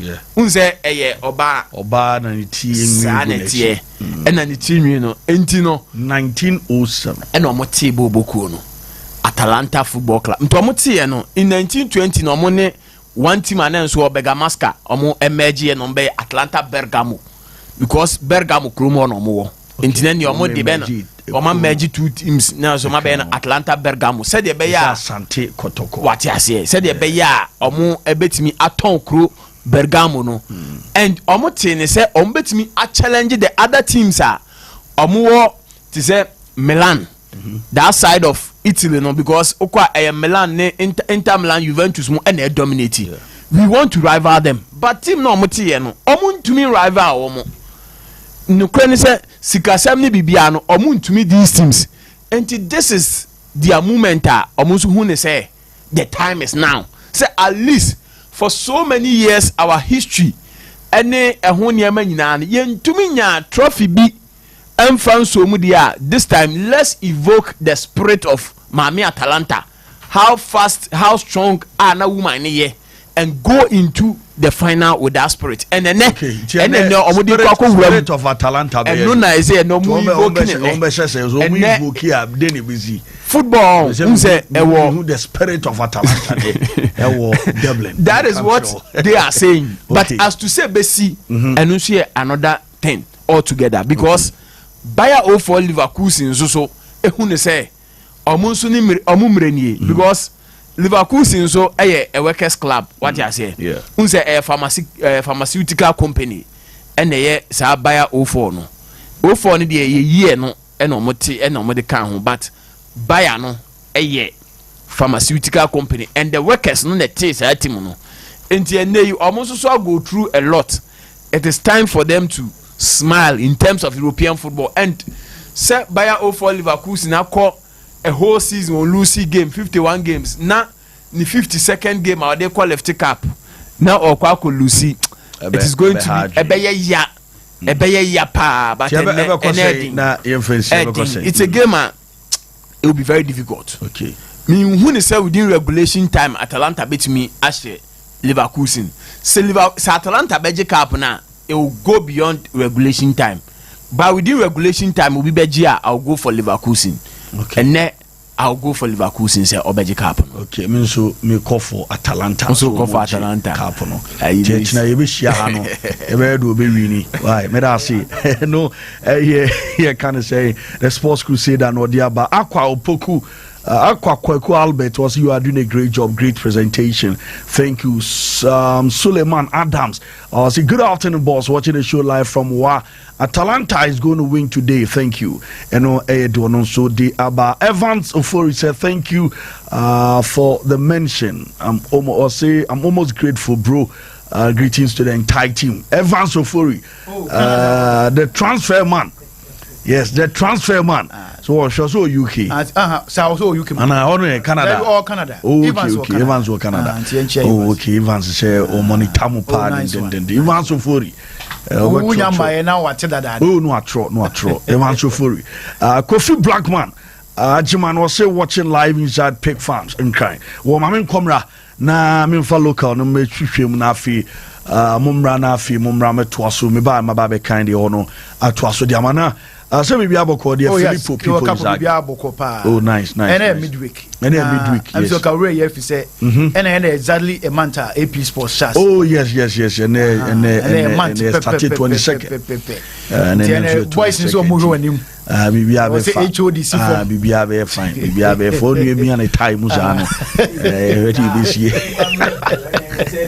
oh you ready this year we there papa wa da tiefo nyina ase so mo kan ho sa numbers near massive and maintaining can we the enemy we are si form overturning can si form because and then 1 month pepe exactly 1 month 22nd yeah 22nd April hey Americo since here tamu dwane ye hia na yes boys ne person mo ti say wo be si form na fine yes is road dada the one you begina because who is road is form boys in say form the others I didn't jira mo mushroom na mbeze o da bi boys say na so mo so metima fraba and the HOD be si form es road de chen form o nti ya mo nhye no so e mo metima ba ho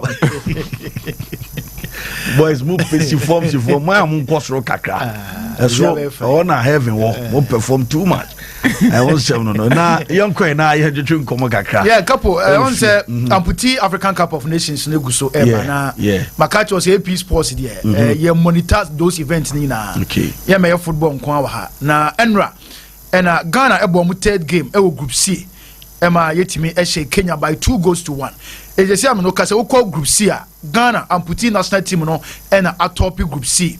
Your possible opponent in the quarterfinals, Angola, and mum your next opponent, Ghana no bebono, Tanzania, and no bebo quarterfinal.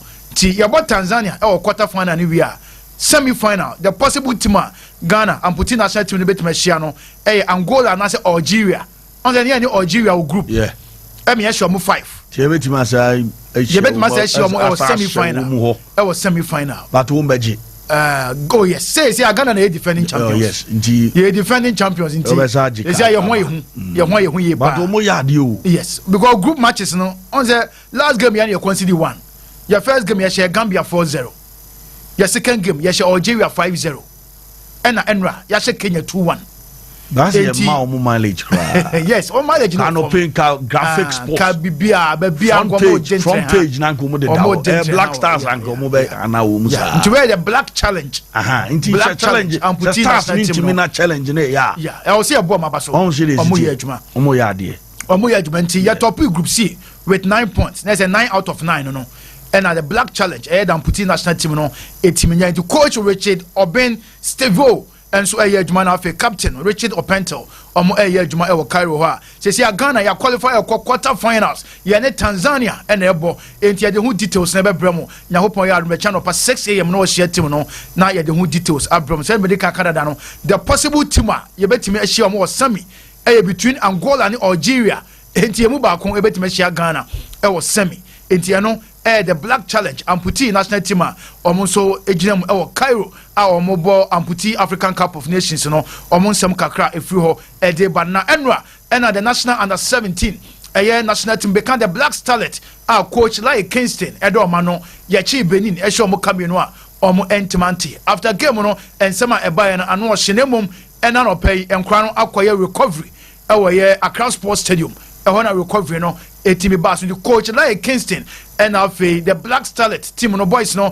akoye recovery kama we ama bibia tema commentary boys no recovery no team hands up joining on APTVGH on Facebook na fe wahwe your boys na omuni enu eye emfie donson no omo te Ghana anim first game yeshe Ivory Coast second game yashe Benin Ghana qualifier ye ram our semi-finals of the Wafu Zombie under 17 championship and also Egusua Ekoso University of Ghana Sports Stadium Ewon Kran enti eno recovery training and it me ba so Accra Sports Stadium na like up likely say Ghana betimeshia Nigeria semi-final enti between Nigeria and Burkina Faso emu ba kon omo game no Egusua Ekoso ne enti abehwe emu ba kon na Ghana betimeshia no semi-final enti no the free under 17 Wafu Zombie championship no mo the eba and we live on AP TV and have AP TV GH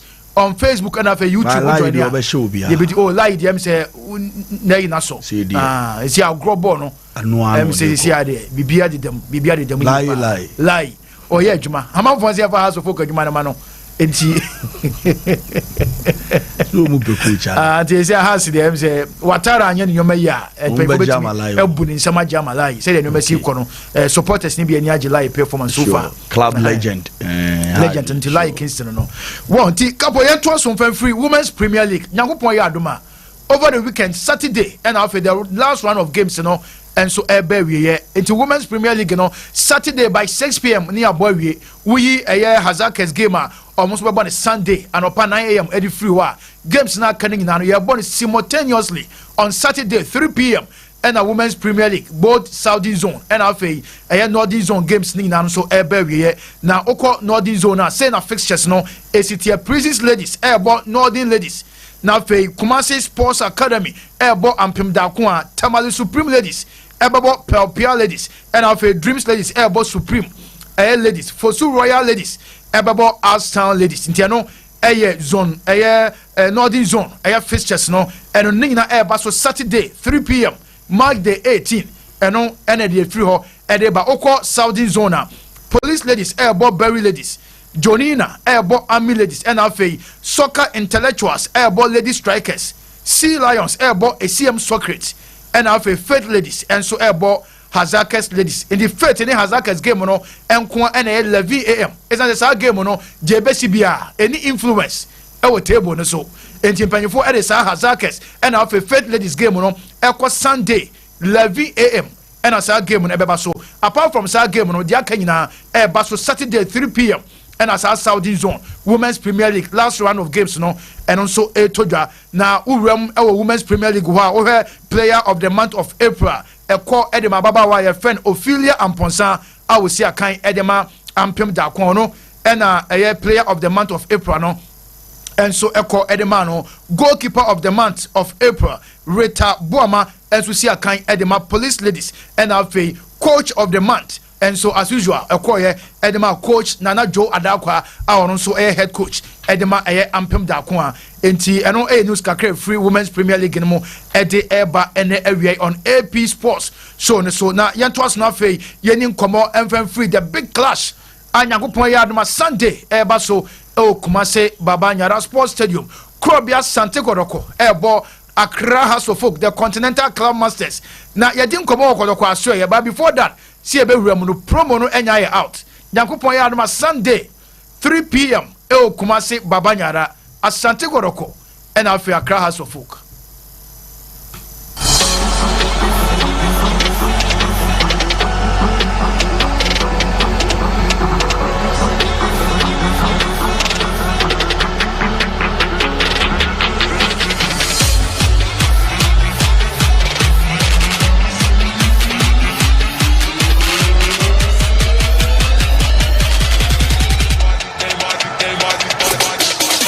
The twilight of the Ghana Premier League season approaches. The two biggest clubs in Ghana go head-to-head once again in a battle of prestige, honor and pride. Two embattled coaches under pressure. Ogun versus Ouattara. Kotoko versus Hearts. One venue. Repeat or revenge. This Sunday, 3 p.m.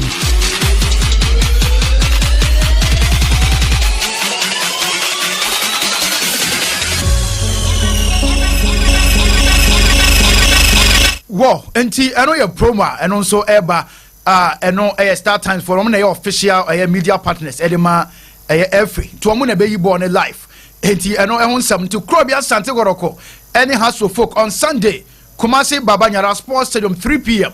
ɛna saa game no ɛba so nti wohwɛ promo ne din a na ɛsɛ battle no ɛyɛ between Stephen Mukwala Desi ɛna afei Hamza Isa obi ahyɛ 12 goals ɛwɔ Ghana Premier League ne mu enti the chase for the top scorers chart no anase goal king egu so na mmom Amankona mom ɛnso awuram ɛwɔ 13 goals enti na ɛsɛ ɛma yɛ den Stephen Amankona ɛwɔ 13 Hamza Isa ɛwɔ 12 ɛna afei Stephen Desi Mukwala ɛnso ɛwɔ 12 ɛden ago bɛba na Baba Sunday a betima yɛ hwan na ɛhyɛ said the last time Mukwala share has no share no about 2 goals 3-2 no about 2 goals wow Hamza na nhyɛ goal enti Hamza ba bɛsɛ bia Hamza zo bɛ gini dia enti ɛba ne si ya ɛna kɔdɔkɔne has fixtures no sɛ first leg no ebia team a ɔbɛwie ne no second leg no West bit my draw okay yes ɛya na eta pie draw pɛya na home na we no win ɛya na ɛden enti first leg ne ɛyɛ winner second leg ne like is it be pie draw enti ɛbɛhwɛ de ɛbɛsi Nyankopɔn yɛ adoma Sunday na yɛwuram ɛwɔ Asante Kɔdɔkɔ aso ɛyɛ wonim sɛ Coach Prosper Nate Ogumba Asante Kɔdɔkɔ 3 games a wabɔ against Hasso Folk no olusu bi na 3 games no wa win 2 a draw 1 enti ɛno yɛ Prosper Nate Ogum no in all na all wafa and so about 2 games against Hasso Folk o win 1 elusu 1 ne win na 1-0 na mmom ne lose no has ɛhyɛ 4 Oba Kotoko no 3 games 2 wins and a draw for Prosper Nate Ogum in league matches enti sa na tete in league matches enti West Kra wan chimi anya de kra draw yeah in league matches Prosper elusu bi enti Hasso Folk enti anu yɛ de furu ba na yɛnwura mu na afei yɛ ne top striker eni nkɔmɔ ɛwɔ Krobi Asante Kɔdɔkɔ aso yɛ Stephen Desi Mukwala ɛna yɛbusa ne sɛ the last game a Krobi abɔɔ yɛ ɛwɔ Brekum Golden City Park na against Brekum Chelsea ɔmo nya first goal na share goal no ɛna afei Chelsea ɛto aso ɛbɛbɔ 2 ɛma Krobi elusu saa game no ɛwɔ yɛ Golden City ɛyɛ park na after Brekum Chelsea lose no Stephen Mukwala sɛ na nneɛma esi kɔ ɛdema Krobi Asante Kɔdɔkɔ. Really a painful moment. We gotten a goal in the early minutes, of which we could have maintained at least either to win or to make a draw. But it was heartbreaking when they scored us in the dying minutes. Yeah, it's really painful, and I'm very, very furious and disappointed about that. It was really a painful moment. We gotten a goal in the early minutes, of which we could have maintained at least either to win or to make a draw. But it was heartbreaking when they scored us in the dying minutes. Yeah, it's really painful, and I'm very, very furious and disappointed about that. Wow, enti top striker no Stephen Desi Mukwala wanhyɛ go a na nneɛma asisi ɔhyɛ go a na bibia yɛ din nti Desi Mukwala ɛne yɛ ne didi nkɔmɔ ɔsɛ a painful moment ɛwɔ Golden City Park ɛsan sɛ wahyɛ first goal na last minute Chelsea ebe grab the winner na ɛyɛ ne ha adwen na yɛbusa ne sɛ Brekum na fans ne bi so yɛ disappointed ɛsan sɛ Krobi ade anko ɔta hyɛ first goal wa where ɛyɛ no 110 lose ebi a draw bi ɛna anko timi pick ɛde ba ɛno yɛ the West no na sɛ Jebi Krobi ɛtoa so elusu game a wahyɛ first goal na supporters no enso apala ye panti Desi Mukwala ɛma supporters a no ɔmo yɛ disappointed after Brekum Chelsea game no ɔmo message a ɔde ma ɔmo ɛna awie ni to our fans, it has been a difficult this season for us all, but what I urge to them, this is the right time for them to show us the support. We are also ready to give our best this Sunday to make sure that we give at least a smile to them for like a last dance for the season. Yeah, I believe we shall do better this. What I want to urge to our fans. And I need him come on. I'm say a Chelsea, but Mukwala Yamra Sunday game no more ball against Hasso Folk, the top liner of Ghana Premier League on any day. Eti binim game we no how important and a year Edema more playing body no. Kotoko has it's a big clash, and of which we know how important this game is for our fans, us as players, it's really a milestone if we really perform well in that match, and if you win it, it's also a milestone as a team as well. So we all believe and we know the task behind the Sunday's game. Okay. Ti eno Decimal Kola and some or the two no. But Yakupon Yadma Sunday, likely say Krobia and more elbow game na Sheriff Mohammed and Alfred Richmond Lamptey NCA kind. And the Mokola, these are two key players. My first game, I say House of Folk 3-2. Now I'm Mujam Mubu Jumaye Pa. Now, two players way, Yakupon Yadma Sunday or Muntiminsia kind of affect Kotoko Timana. Kotoko is a big club, of which Kotoko can depend on individual. We work as a team. Yeah, so basically for Lamptey's issue, I know Zeze can also play the same part as Lamptey or equally good as Lamptey. So I don't think it will be a threat to us. Okay. Decimal Kola. Finally, I know we na minim message be na we my fans na say Sunday the say expectation was so especially say mu free break mu ba with the defeat no e dey na fans no expecting free Asante Kotoko playing body no. They should expect more energy this time round. You know, we're just from the lose, and which is not favoring the team as well. Yeah. But this Sunday's match, I just urge the fans to come in plenty, to come and support us. They should just be behind us, and we are going to give our best for this season.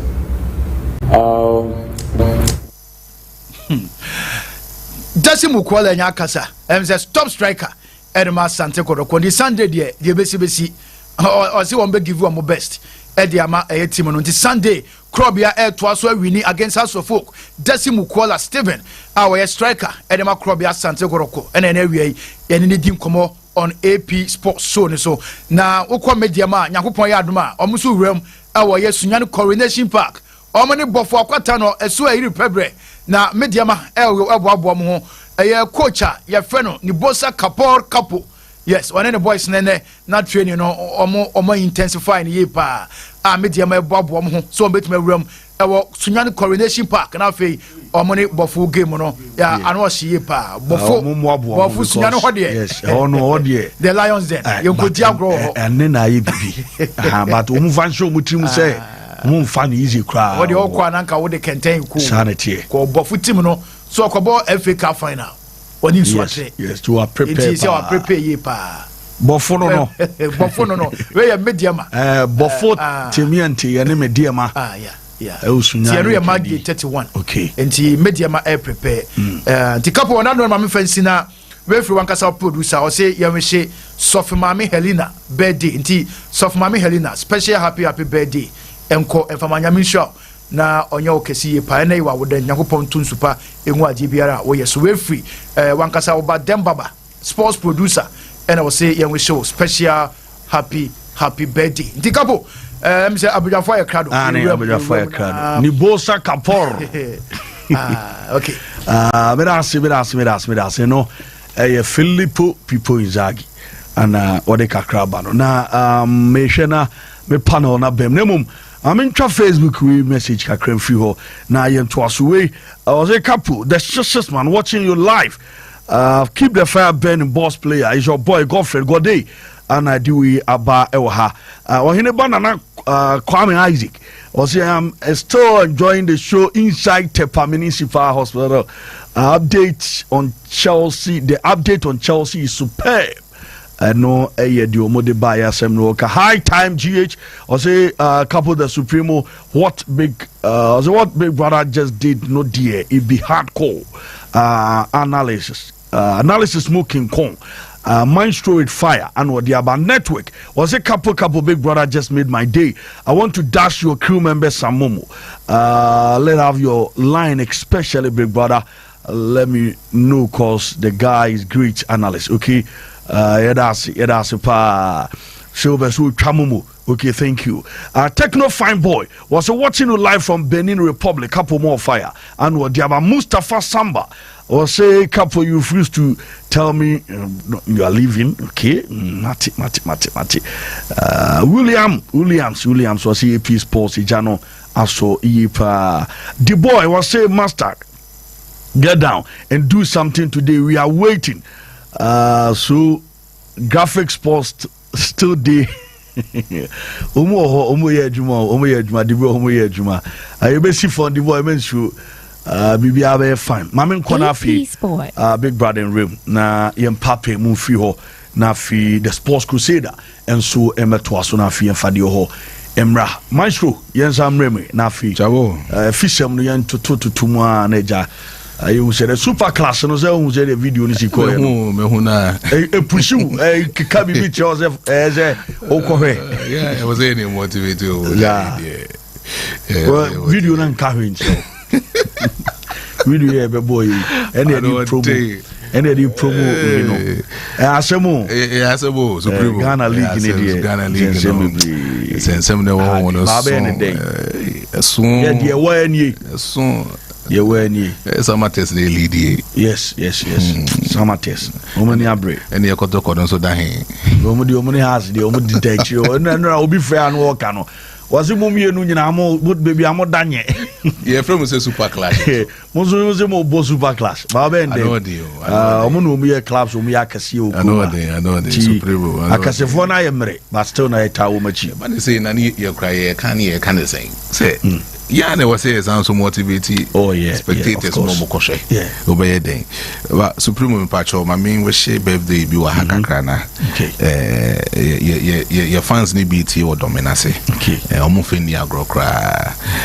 Edim Pacho obema me Jennifer picture na ya celebrating the kakrana. And Jennifer birthday or dominance na akwesi na say yan wishing no.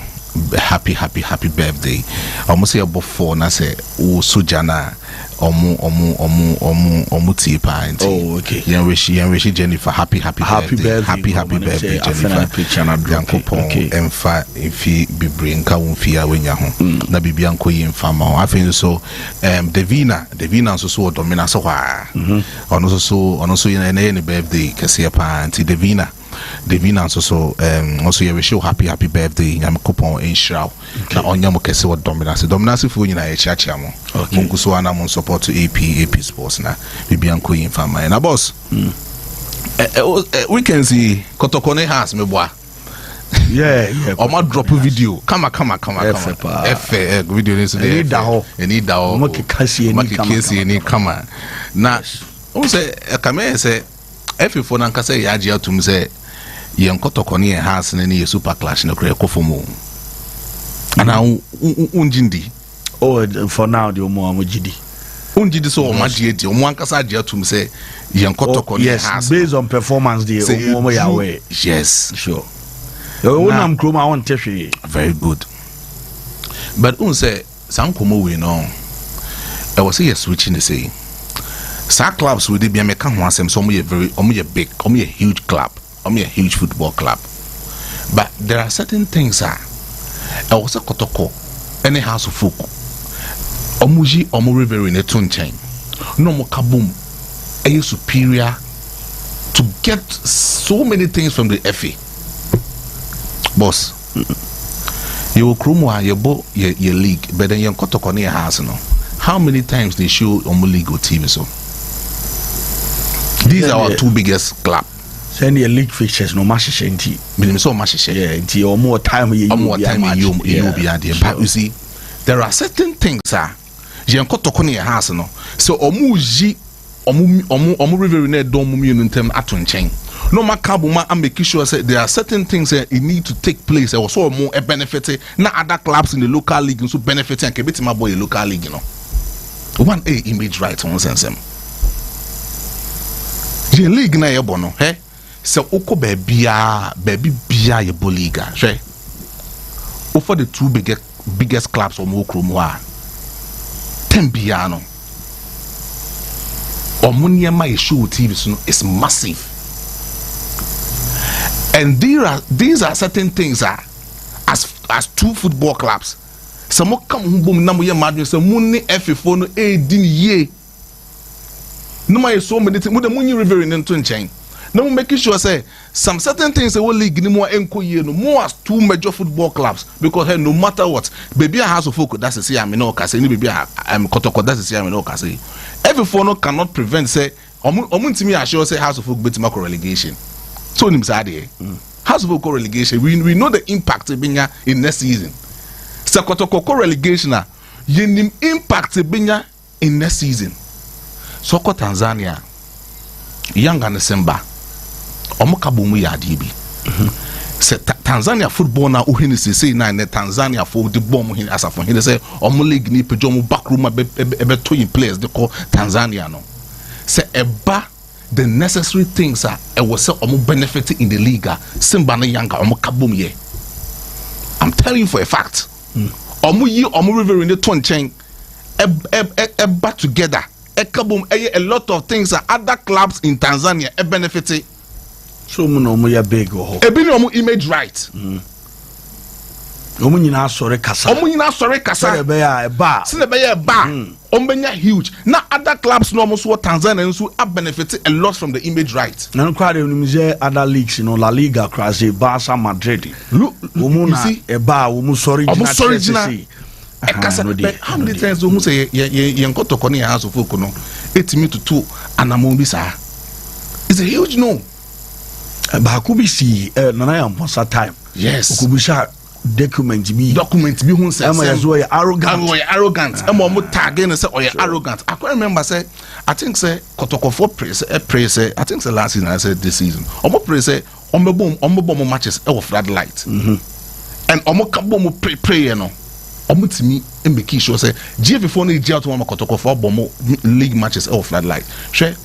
There are so many instances. So my week, omu can be na league. Omu be your league na your decision making. Omusro. Hey, because I think so last year. Na GFA ebe I mean constitution nyuma. I'm making sure say I've forgotten the whole issue. And I'm afraid clubs in Pennyphone in our Baba Sports Stadium. Now, as I'm saying, and say, or no Kotoko no a big club no call no akwajiatu because small clubs no more call can face our money those times so those so called clubs no more no they be look up to you the big club. Sure. It's quite obefa so. I mean obefa so mature. I'm making sure so only if you be lazy no and not small clubs no ebe fast why. But here you are Kotoko football club no and it has a football club no. Timbiano say I don't know say omuni those kind of leaders who make me pushy FFO no so muni because those times house of folk say Harisa call money TT brothers money sankro for the see for ma. O now say your wine. Obe demand the respect for house of folk football club no. Yeah. The team no more do. Team na nkase ni Harisa call ba ono kwa change the pardon we no crowd room now oh chamo but enemre mu no look at the kind of leaders who mudi two clubs then him Kotoko you say a free BB IMC straight from Asia open so ankasa na ate but those times then you can want them so Harisa community brothers mudi club then may a lot of things are clearly almost if we move and her house of folk Elijah can be any Vincent to do to Isuwa players no compare to Mudi Aki and Popo. How much more than as I ever say. But then when you look at these kind of things, your league near born, who say free BB mid league, at least yan your bo on. Also last week, Dreams ne one the boy impuno. Dreams ne I think Heart of Lions and on boy almost I think so. I'm sure. Now, Chamo, time I'm aboard that particular midweek league, you know. And come on, House of Folk in Accra, House of Folk in Kumada Santo Kotoko. Say Drew in Red Bisaya. Ube sorry, I can say. Je midweek near born Wednesday in the day. See here, spectators, I'm on pack about here football league matches, no. And can you for most of our midweek matches, no.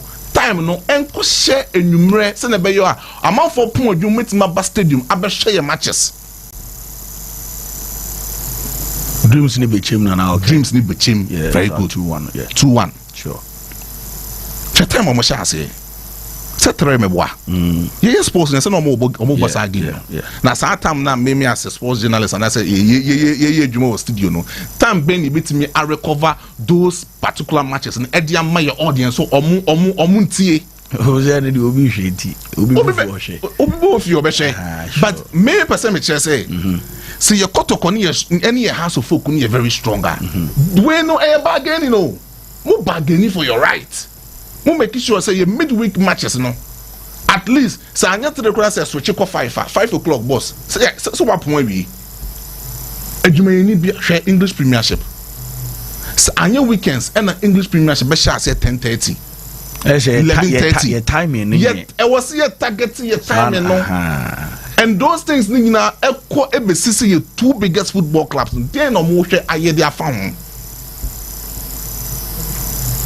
And no more in Super Clash. Two biggest football clubs. House of Folk, Commanders and Kotoko. But and then no say even we as sports journalists be campaigning so man from Brad Stadium membership because of poor performances are omumi nankasa de my this season should be a House of Folk that. What kind from the bottom of the league that's all share maybe Olympics now should be a House of Folk that boss omo 9 relegation the 8 I say free here call Mayanka no come on 5 points 5 points come on 2 matches also about big game as for nyanyoma eduana di kan ba hu ma be show enyagro match we nyagro also omo yenuma yi match we nyagro and coach na mo say coach sounds good history with the House of Folk sure say now kind of 3 matches on lose mu bia and then show how good he is and so meeting House of Folk Baba Yara Sports Stadium a very difficult House of Folk meeting me as Ashe Kumasa Santo Kotoko. So boss yan kotoko in house no. I mean there are certain things that they need to do. Omoyana those level football clubs, a small football club it's me so diomechi. But here unse ano work ya dey be Samates. And Samates since 1996 Nuruddin. Yeah. Since Nuruddin a buy coach for Samates. Samates Nankasa after 26 years I say buying into the Premiership no. I think say this time around no. These football clubs no administrators are how to run a football club smoothly. So look at Kwame Faso qualify from Division 1 in 2002, getting about 68 points to qualified by the Premier League. Kwame Faso signing some players not me to me almost scout no signing those kind of players no almost technicality very high. Michael Efson Ofri in Zemako Tokoba Samates. Very good guy. And at 23 for your mobile all African games, it's not Kahumbi. And he was doing very well. Samates abridged that particular gaba. Say and both clubs or more top year league no. Anko Mujo Mudindia next season African because I think Boko Toko any Adriana House of Folk. But this is Samates. What is Samates doing? Samates is actually doing something very great. I was saying Kotokoni has never although say league points now on the top of this particular league in this season no. But enye adi hu bia de because say some points in English Premiership even Africa League no crampan ke intimi ntoso be season po. But see, there's Samates. And this season, Omata Kesnimi Nunkwano, Ometimia has scored almost 53% of the entire goals of Samates this particular season. Nuruddin is doing something magic for Samates Football Club this particular season. It's Evans or say Usu, Obama 11 goals. Now Hamadu, and some more 10 goals. Obama not combining actually 21 goals, them FC Samates. It tells you how strong they are. Home grounds are very difficult for other football clubs to actually win against them. In about 30 matches on my home grounds on Lucy this season, open one particular football club home games are very difficult for other clubs. It has been Samates. It has been Samatex. Oma recorded 96%. It is telling you how strong they are. They be said this league ayebono. If so person winning more games, you need to be on your toes when it comes to home matches. Away games need ubetima bageni. Next 3 matches be a while we be able to afford it to just make a draw. And this season, sorry Samatex, away games on my body and you see it on that particular level, boss. Away games on my body, very difficult even to consider in a way. But here can say if so almost a lot of goals. Now so almost making a lot of progression now. But goals on my consider this particular season. Just 21 goals per. Meaning say no redeem. Defensive setup now what she said there must have a test no boss. Are you And even our top goalkeeper Kofi Ba I recorded 12 clean sheets this season at the Masamates. 12 clean sheets at the Masamates. It tells you how strong Samates is.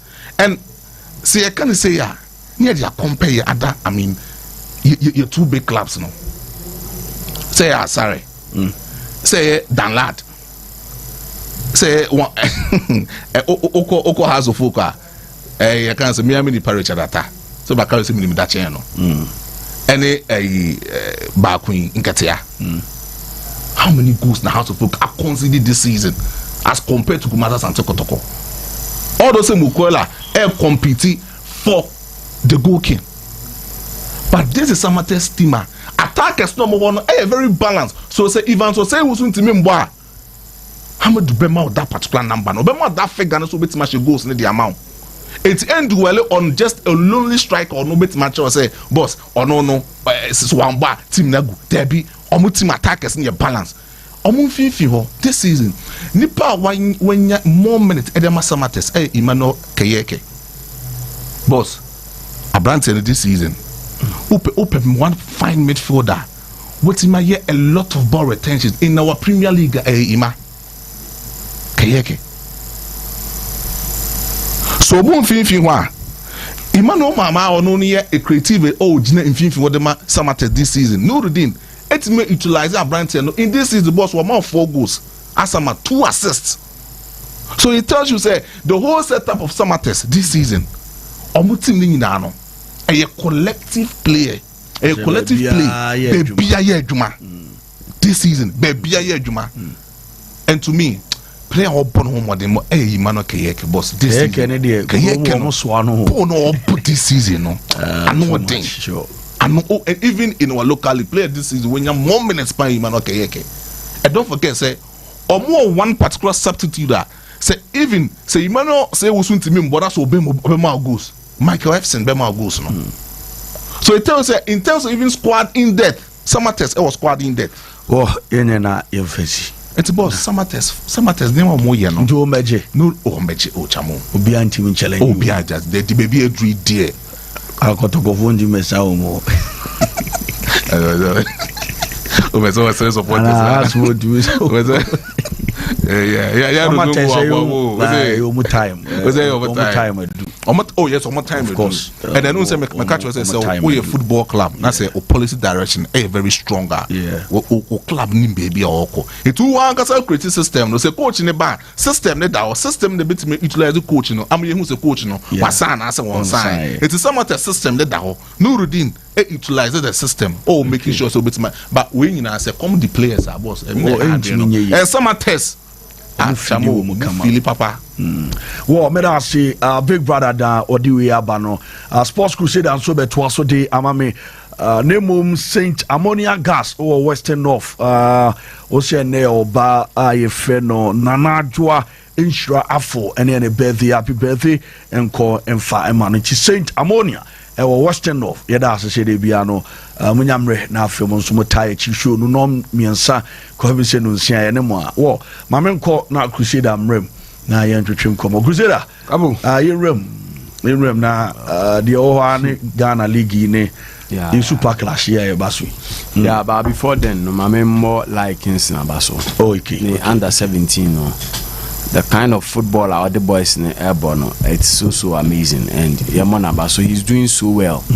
A young coach Afina Washasi and now share how we see eternity Yama for yen kwada na otumu say ya dia eso anipa anti mame mo la ya baso and I'm just hoping say enkoye wafu ne nko ana after wafu no so no ebia na omatumi e dia wuram akọ the African stage no and yenhu omo world stage no because ache say yenhu yen twinkle little stars no at the world stage because from the last time in 2017 I did Kudus Emmanuel Toku Dan Lad Oshe Aminu Muhammad Mo those boys in Yadum Choir no since then yenya under 17 young qualify for any major tournament that is the World Cup and non American and the major one American was and you know we need our boys to be there to la isha say na you who science and say na a year we can only hope say they will get better and improve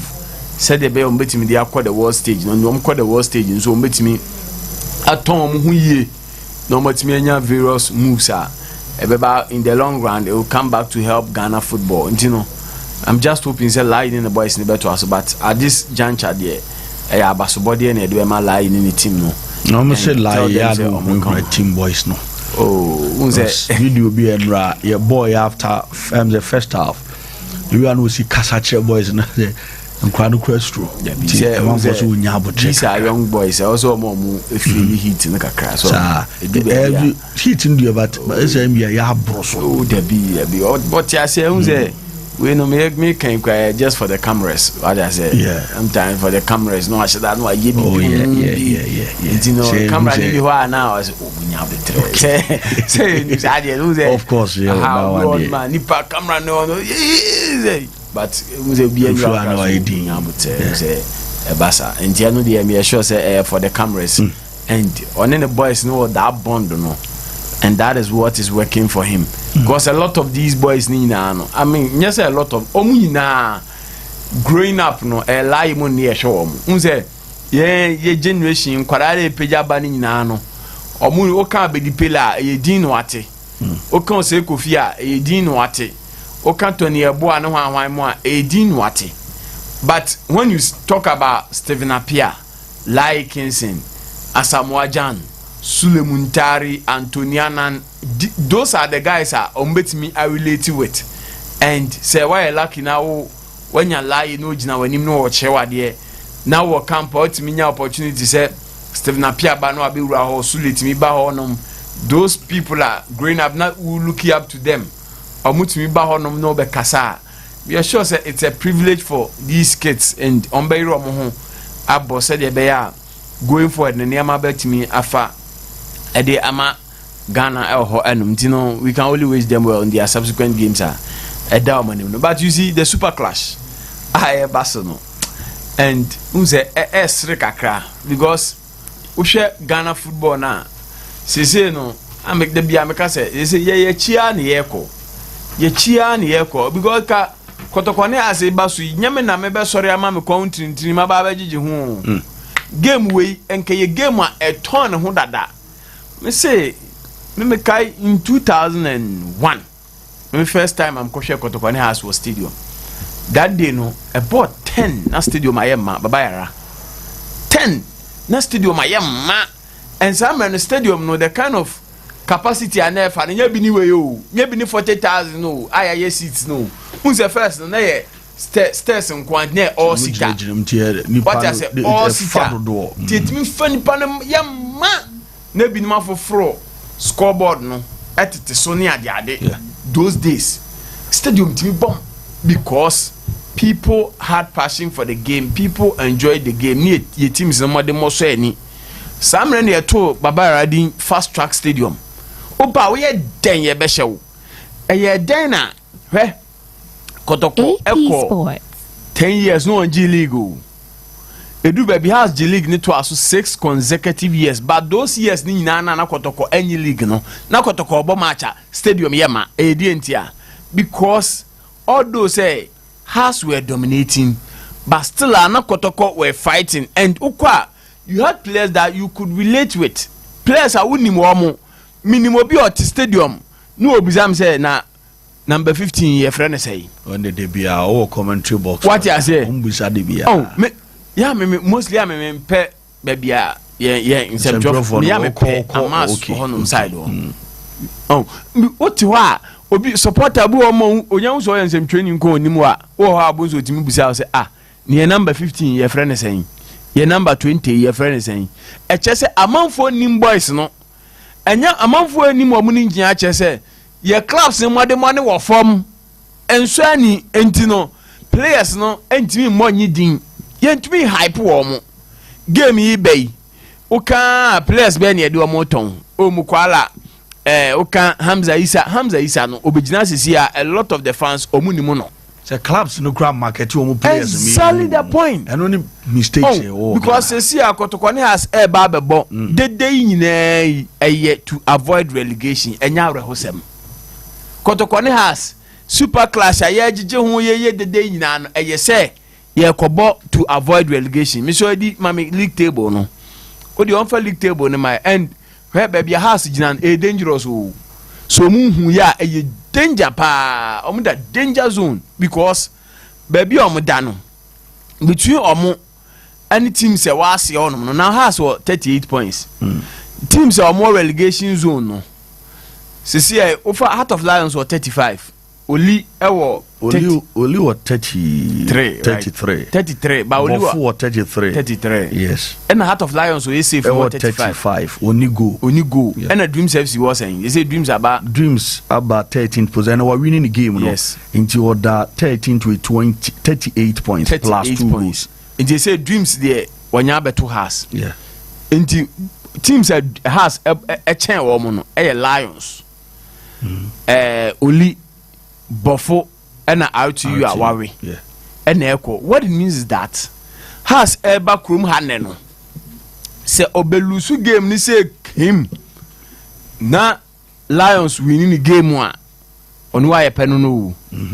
Only winning the game on why only cross our outstanding game obebo. Yeah. And Olympics will advantage if has a lose game. Because Olibebo okay. An outstanding game. Sure. Oh yeah. Olina Musa ne has our match. Decider. What I say, Ansana wababichem. Entino has baby omujina no difficult. They need to be very careful. And it is sad. Like oje hwa ontiase say team bia we say team papa bia sikani be team na den epeja. Has nko de me say sikani be fa no former no moko. The Bia has battle relegation. Every season Bia has a battle relegation. And has to folk it's a big club. Yekan where Bia the Bia ni machinations be now they are come. And maybe has when first Komoko relegation first one that was 2015. And only a year dear let's cap ne ho ne man take Kotoko 6 points. And ye dimu 3 man has. And ye share your unzu has a surviving ye Kotoko points a man. This time a so mu abia no anya boardroom points bia o e so mu a obeko e so mu because Santos no nim say oh menko e so Santos mu e ba o mani omni ba o so na Santos awe Santos there ye betimi a situate o in the House of Folk argument so well because House of Folk nyema consistently omo ye no enye niema edi team square nimu and there were a lot of teams on the African continent. No many as munya na boti penyo. Edu baby no so rocky shoulders on the African stage and those teams now we call. Team FN Julius Berger is on way. Uti omudin biem. Stationary stores Nigeria uti omudin biem. Africa Sports way. Those teams and you know what you say a House of Folk game team we are massa. The way House of Folk are going down, if things are not done well, omobe call down ama team ne bedu baby no ombe ba be yese de bofo maye no. No disrespect to bofo akwa. But House of Folk are we ombe to say de bofo ne Oko United mo aye no. And the team no so unya call relegation ba ku say cream oba enu anu no uja dum. Enti ene Ghana football no ye ni dachi because first no unse the man na Ghana football na ekon kan say Kotoko has German so and growing up no the younger generation no older generation no transmitted that adie ne de mamo so papa e call parker odo be ko una na bi kwa odo be ko fi a utimu be ti se da bia no ye ka Ghana football asem omo support kotoko entu be nya sa love no enne okọ efie mu a ede e ball ne ye hwe enye European football teams be na edi omo nkomo Manchester United, Real Madrid, Chelsea mo omo na edi omo nkomo enti kotoko ne has no because of say mo modern mo na say ni nti no one way ebedu baabi no munya a single supporter obeba ebia teams like Aduana mo say Aduana omo ye omo ne ma yi a ebedu mrebi no in terms of fan base ne support ka ombenya bia check kotoko because obi o freedom a bia nim say me team ne Aduana unse because Aduana baabi owo no eye people are omo ye domafo omo ye Aduanafo no they identify with the club sanity o obi a owo kwa ubi ano obi a ofri kwa obi am say oh okwa United de ye nyina ye dia kotoko nye no eya o asante ye dia o asante kotoko people identify with it has of folk de ne de hin the way omo ye no has of folk e modern man the winning support and the way as I say team no e te form no first Alhaji Akambio Odoteyo Alhaji Akambio now Alhaji Akambi is no more Odoteyo yen enyo Odoteyo Morten Odoteyo mo 8 onyo ne coach team no se wo ye coach ni afa na se wo coach team na wo na wo ye in charge of selection do the right selections wo ye player na wo ba yiro hu na boni ye se ba bia dru no mo hwe na these players wo mo wa ma mo nko fa ruras for no mmebo no kura no se wo hwe na enkoyi a na Zavi hwe ya ohun se na chiro no Inigo Martinez mo toto papa so no o hwe ohun se Juskunde mu senior man for mo ba mo toto papa so enya no kofa pa ukubasi ba e no pa ukubasi no oboti mbai enye Lamasia nem no kofa ne ba e anim won mo ohun se ayi mu gina Rafinha mo toto papa so misfire no o hwe ma anya no kotam yama de ne ba e no ba kroma se ye bia be ka se na has team kakra me ba ho has team no Aroras na mo dia Hamza Isa abebo no Hamza Isa onya Aroras player okay on fi Aroras ne ba e enti no say wokofa tiska kototo players abana say omumode mo nso ani a bringing the boys na mo ankasa no man echa wo mo no at least to salvage your season because am anya ne say na mo di money kototo enkofo binum se na omo sha say ebia player wadwen yo say wo bo coach abro wadwen yo say wo bo pani bi abro you are destroying your future and they must be ruthless coach na also do nice for mo players no udi agro ma mo bo abro ma mo do call relegation mbeko David Opuafra ne no boti mbei eje Kinvesa ene Kinvesa we nya no akwa wo si akan ma house no a lot of Isa Kuka say last season ko bolo no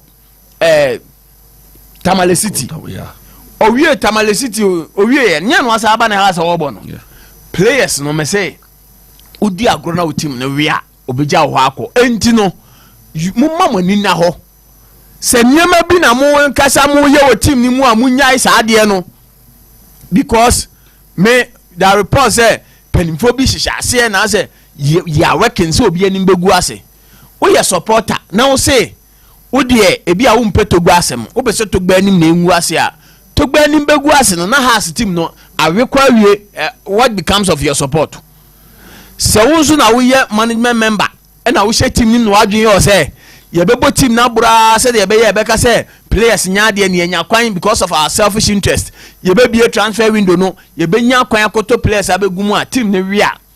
Wo selfish interest no. Ebe wa hin biem. So we must be serious as a people, as a folk. O man hwe yi a mesi ebedu ba bi no. On babo anoma ba kwa wo nya bi no aba betena wa ba behwe. Baby agency see idea and ne kotokone has no kotokone mukronye save za in terms of relegation mu nyina timi come an yeye enti game wey we has of folk supporter I'm telling you say one man meta team na chi no am pe kwan am be fa so am betim de nya maximum points a one hwe ya relegation no e realistic say wo be ko udidi agro na has ntimi nwe a udi agro na ka last round of games na bia obili do de woni ne pre no nyo ne ebo eno aka say referee bi megina mu mame dear out to you I shall say ya first out to you and then out to you am about for my say obi am for out to you nyashi we league no they were one of the traditional top sides of the league me kai that season omo ne Zetuna and Sporting Marine I don't know Messi Tego say me no di referee that match no e was Sunya Coronation Park come be a person Zetuna every match to you can be ano edu ba bi no ne Zetuna players yi kontokwa no omo yese sama oni Gideon Bam tokwa gidi nwie ya amfa kwan bi so ana Zetuna we ye no koye e na to you save no Zetuna for so yes, club a save RTU we and the following season and to me antentam o wanya lucky say me say here decide be na makam antentam and work on this season RTU we din chene boto obeko you be other there odia unse wo de niema in the last 2 seasons na ayo obonse e ba be we league na no ne has folk match bonso o maya na akwahye has no akam no o maya na politicians bi awurawura say RTU and Ibrahim Ahmad sika baba sika ntimi save wo mo da on be we enti no aso folk memo adwe nya wo se dabio se league table nda so na o de se din san fantos ne fe ya gas o be die unwura mu dodo na wo mu nim so ma we se di o mo agye atum so ma we me senka crawler ne be free on ma hwe almost 28 points minus 19 goals. Minus 19 goals between Omone the last team umpa obey safe no. ASC 33 points. What do I say? Intenu kwa 5 points. 5 points.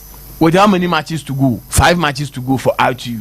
15 points. Enye. Na wo ma nkonya ho. O ye nkonya no mo da wani mo no de onyi nkonya. Se o bi. Ti o se ne nya se o gina ho.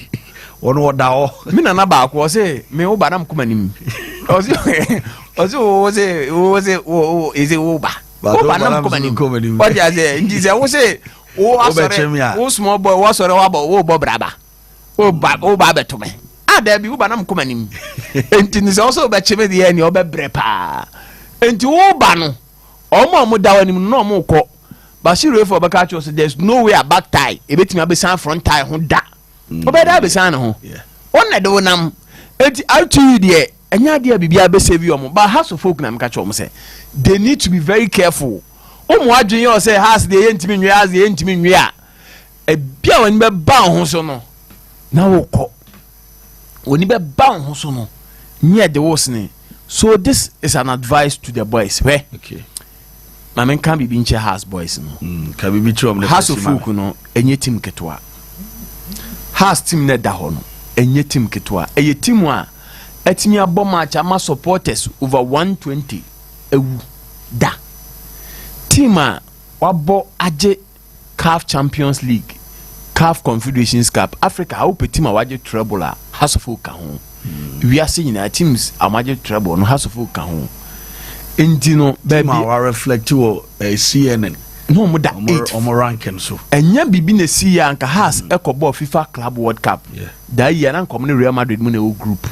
in 2000 inti has in team ketwa so we young boy no nya akwanya na wo ba o de this time matches aka no munya madwen say enye coach bi asem enye pani bi asem team no ummo bi mu a ba bi abetu team no bo ne fa team ni si ho ne ja hoko enu mom ebeboa wan hwe yi ahwe ese nimo wantimi wa etete wontima ye di anu gumu so na has players so any sa anya mani nyina no wan hwe ya e bia who free ha no anya be papa bia nko biem the same thing to the Kotoko players enne ye ba be bokotoko ne has ye nyo bi mpo mfa ne hype game no all because of mo poor performances amuda na di and you know these are the two big clubs who krum ha yesterday omo nkeka omo players no because treatment these two clubs ye de mamono club bia ni wa okrum ha unya bie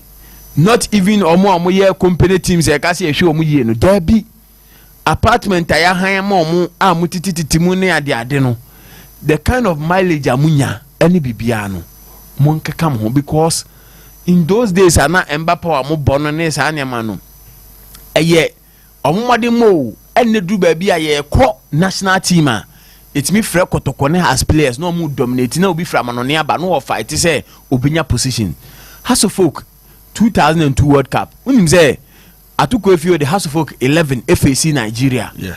And Nigeria side na JJ coach anwanko kanu mu. Ejuna omo na so fini di George mo. Ejuna omo na so ene omo bo draw krom ha. When you assemble the whole national team ko Abuja no, omo share 3-0. Enti has team no nye team adu history. What team adu ba bia Samia Jay ono ye number 1 goalkeeper no. Blasters ojinam. The number 2 James Nano eso sa Blasters nim. Enye team ketwa. Said your boys no ede niema eye no. Kotokonye team ketwa. Kotoko na the only team of Ghana ha play at na ha Abuja African Footballer of the Year. Yes. Twice. Ibrahim Sunday Boje. Yeah. Coach Abdul Razak, the Golden Boy, Eboje, Oje African Footballer of the Year. African Footballer na mu hunu say Obia Bokotoko ento mo ne Drogba mo full podium no o ti kroma GB. Obokotoko ni GB. Enti nya team ketwa no anya wo bo no. Enti entoto na se. Team a wo bebo a utimi nya akwanya kwachia otumfo. Woni masikafo kroma no ma. Omo pekwan akoma nhia. Obese ye money din. Utimi ko free. Enti no opportunities a mo enjoy wo kroma hanom no.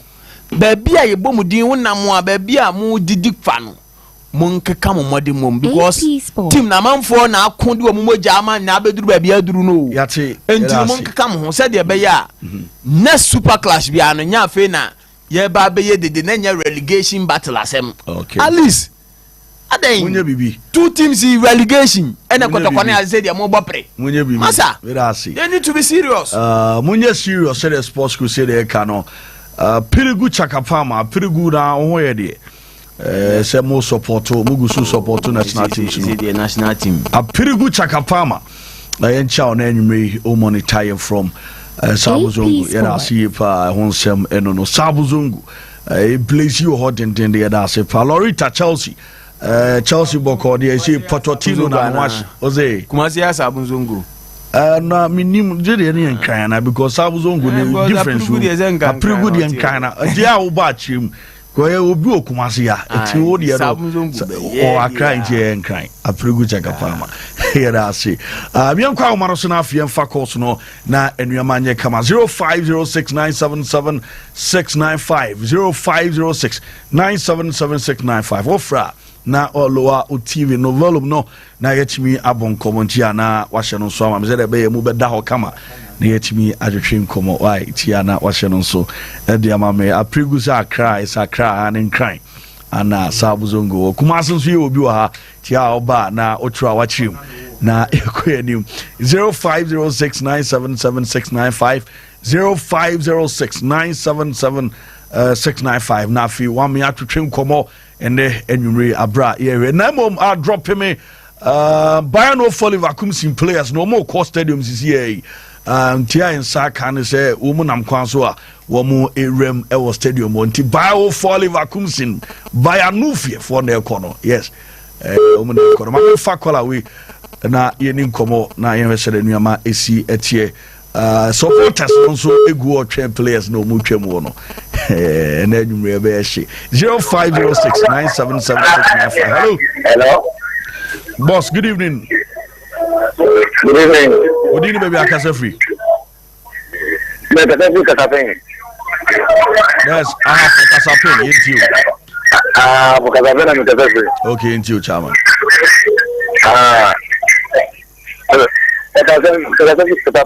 Into you, boss. Into you.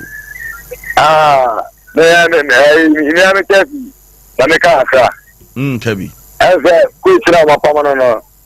But I don't know my permanent because Chelsea, yes, I'm your boy ball, and you really I didn't tell you, and you really I didn't tell you. As I know what you as supporters in a coma, and did you to million crop for Iron? Yes, coach come, coach good. Okay, yes. Yes, we are apart from Kasapin Wafo. Mem go so Kasapin for you na chiamo betri for mo monetize pa nya asem 20 emfa for Bayano Folly vacuum players no more in stadium or and ye Europa League final money Atalanta Bergamo and they so no so anwure am pay be 0506977695 hello. Hello. Yes, sir, boss. We didn't maybe Akasa free. That's a boss. I forgot. So we didn't say. We did the admin. Okay, into your boss.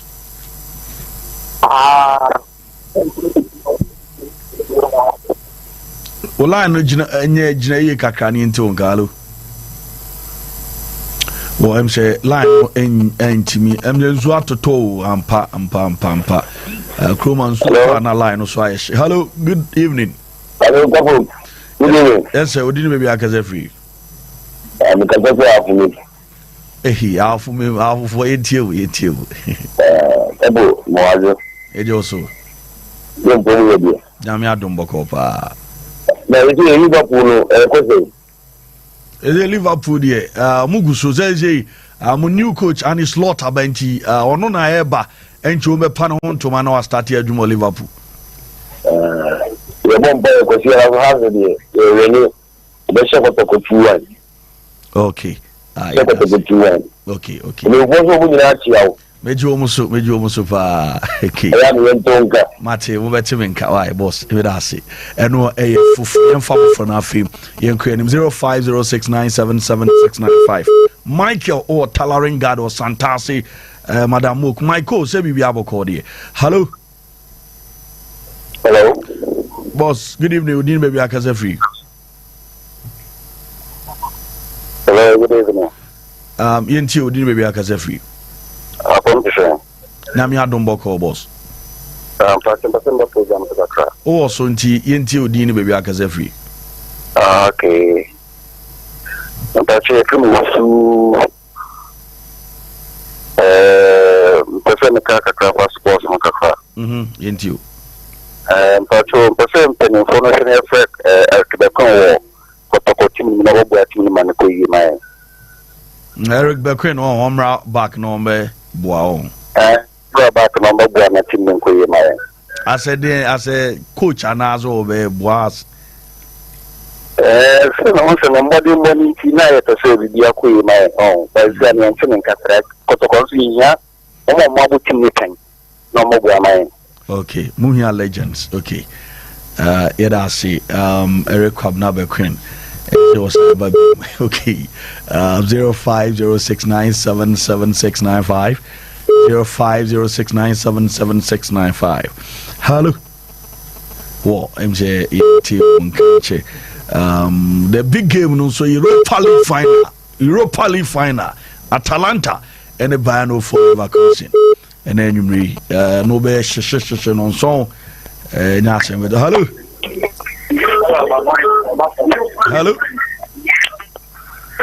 Hello. Yes, sir. We didn't maybe akaze free, boss. Hello. Boss, so we didn't maybe akaze free. I see. We can say free United States of Akamba. Okay, into boss. Boss, into. Well, MC Utit my from show. Me ba cho bana say free United States and now ba and what hello boss, we didn't maybe akaze free.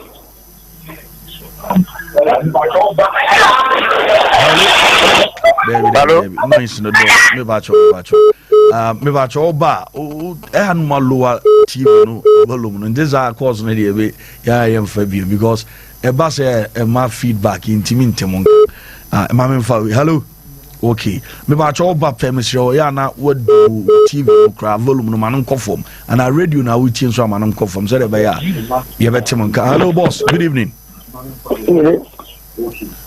We didn't be free. Yes sir. Kuseda ngoma ngodi jifia na mimi aji papo paso si kana sema kutoka sema no sana motivate sports ni saa abati ya Kenya manfo so so etimi ehudo mi fi support team nafa.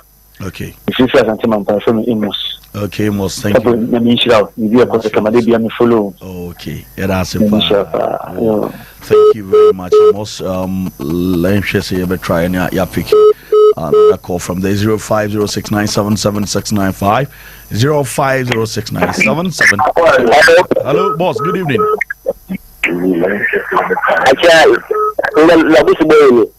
Udini baby akase free.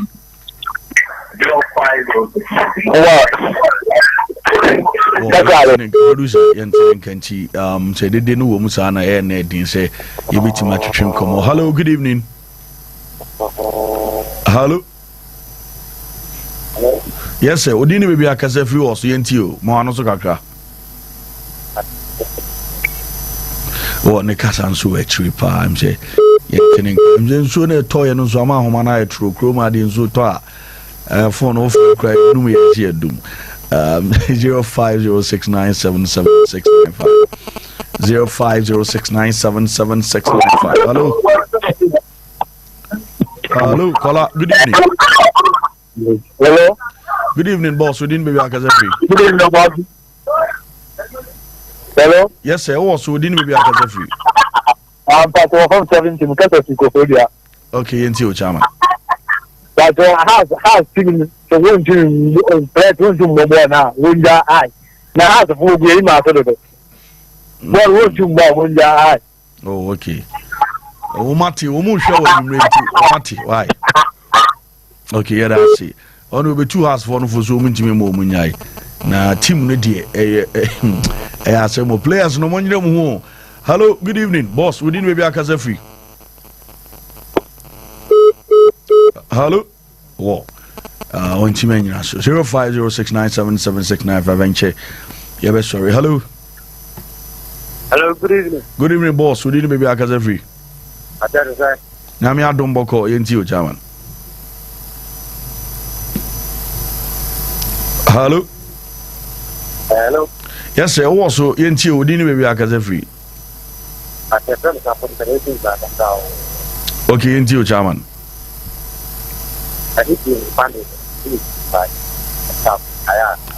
Well, okasa no e cheaper to wait my mo so kakra obi overlum ni kakra. Hello. Oh, okay. Omodasi chairman. Well, and also one of the bams that's okay. Line no style binti mama fancy producer na and yami adam watching about to us. Hello, last caller. We didn't be akase free. Capo de Supremo. Yes, sir. Yenti boss. International Guda.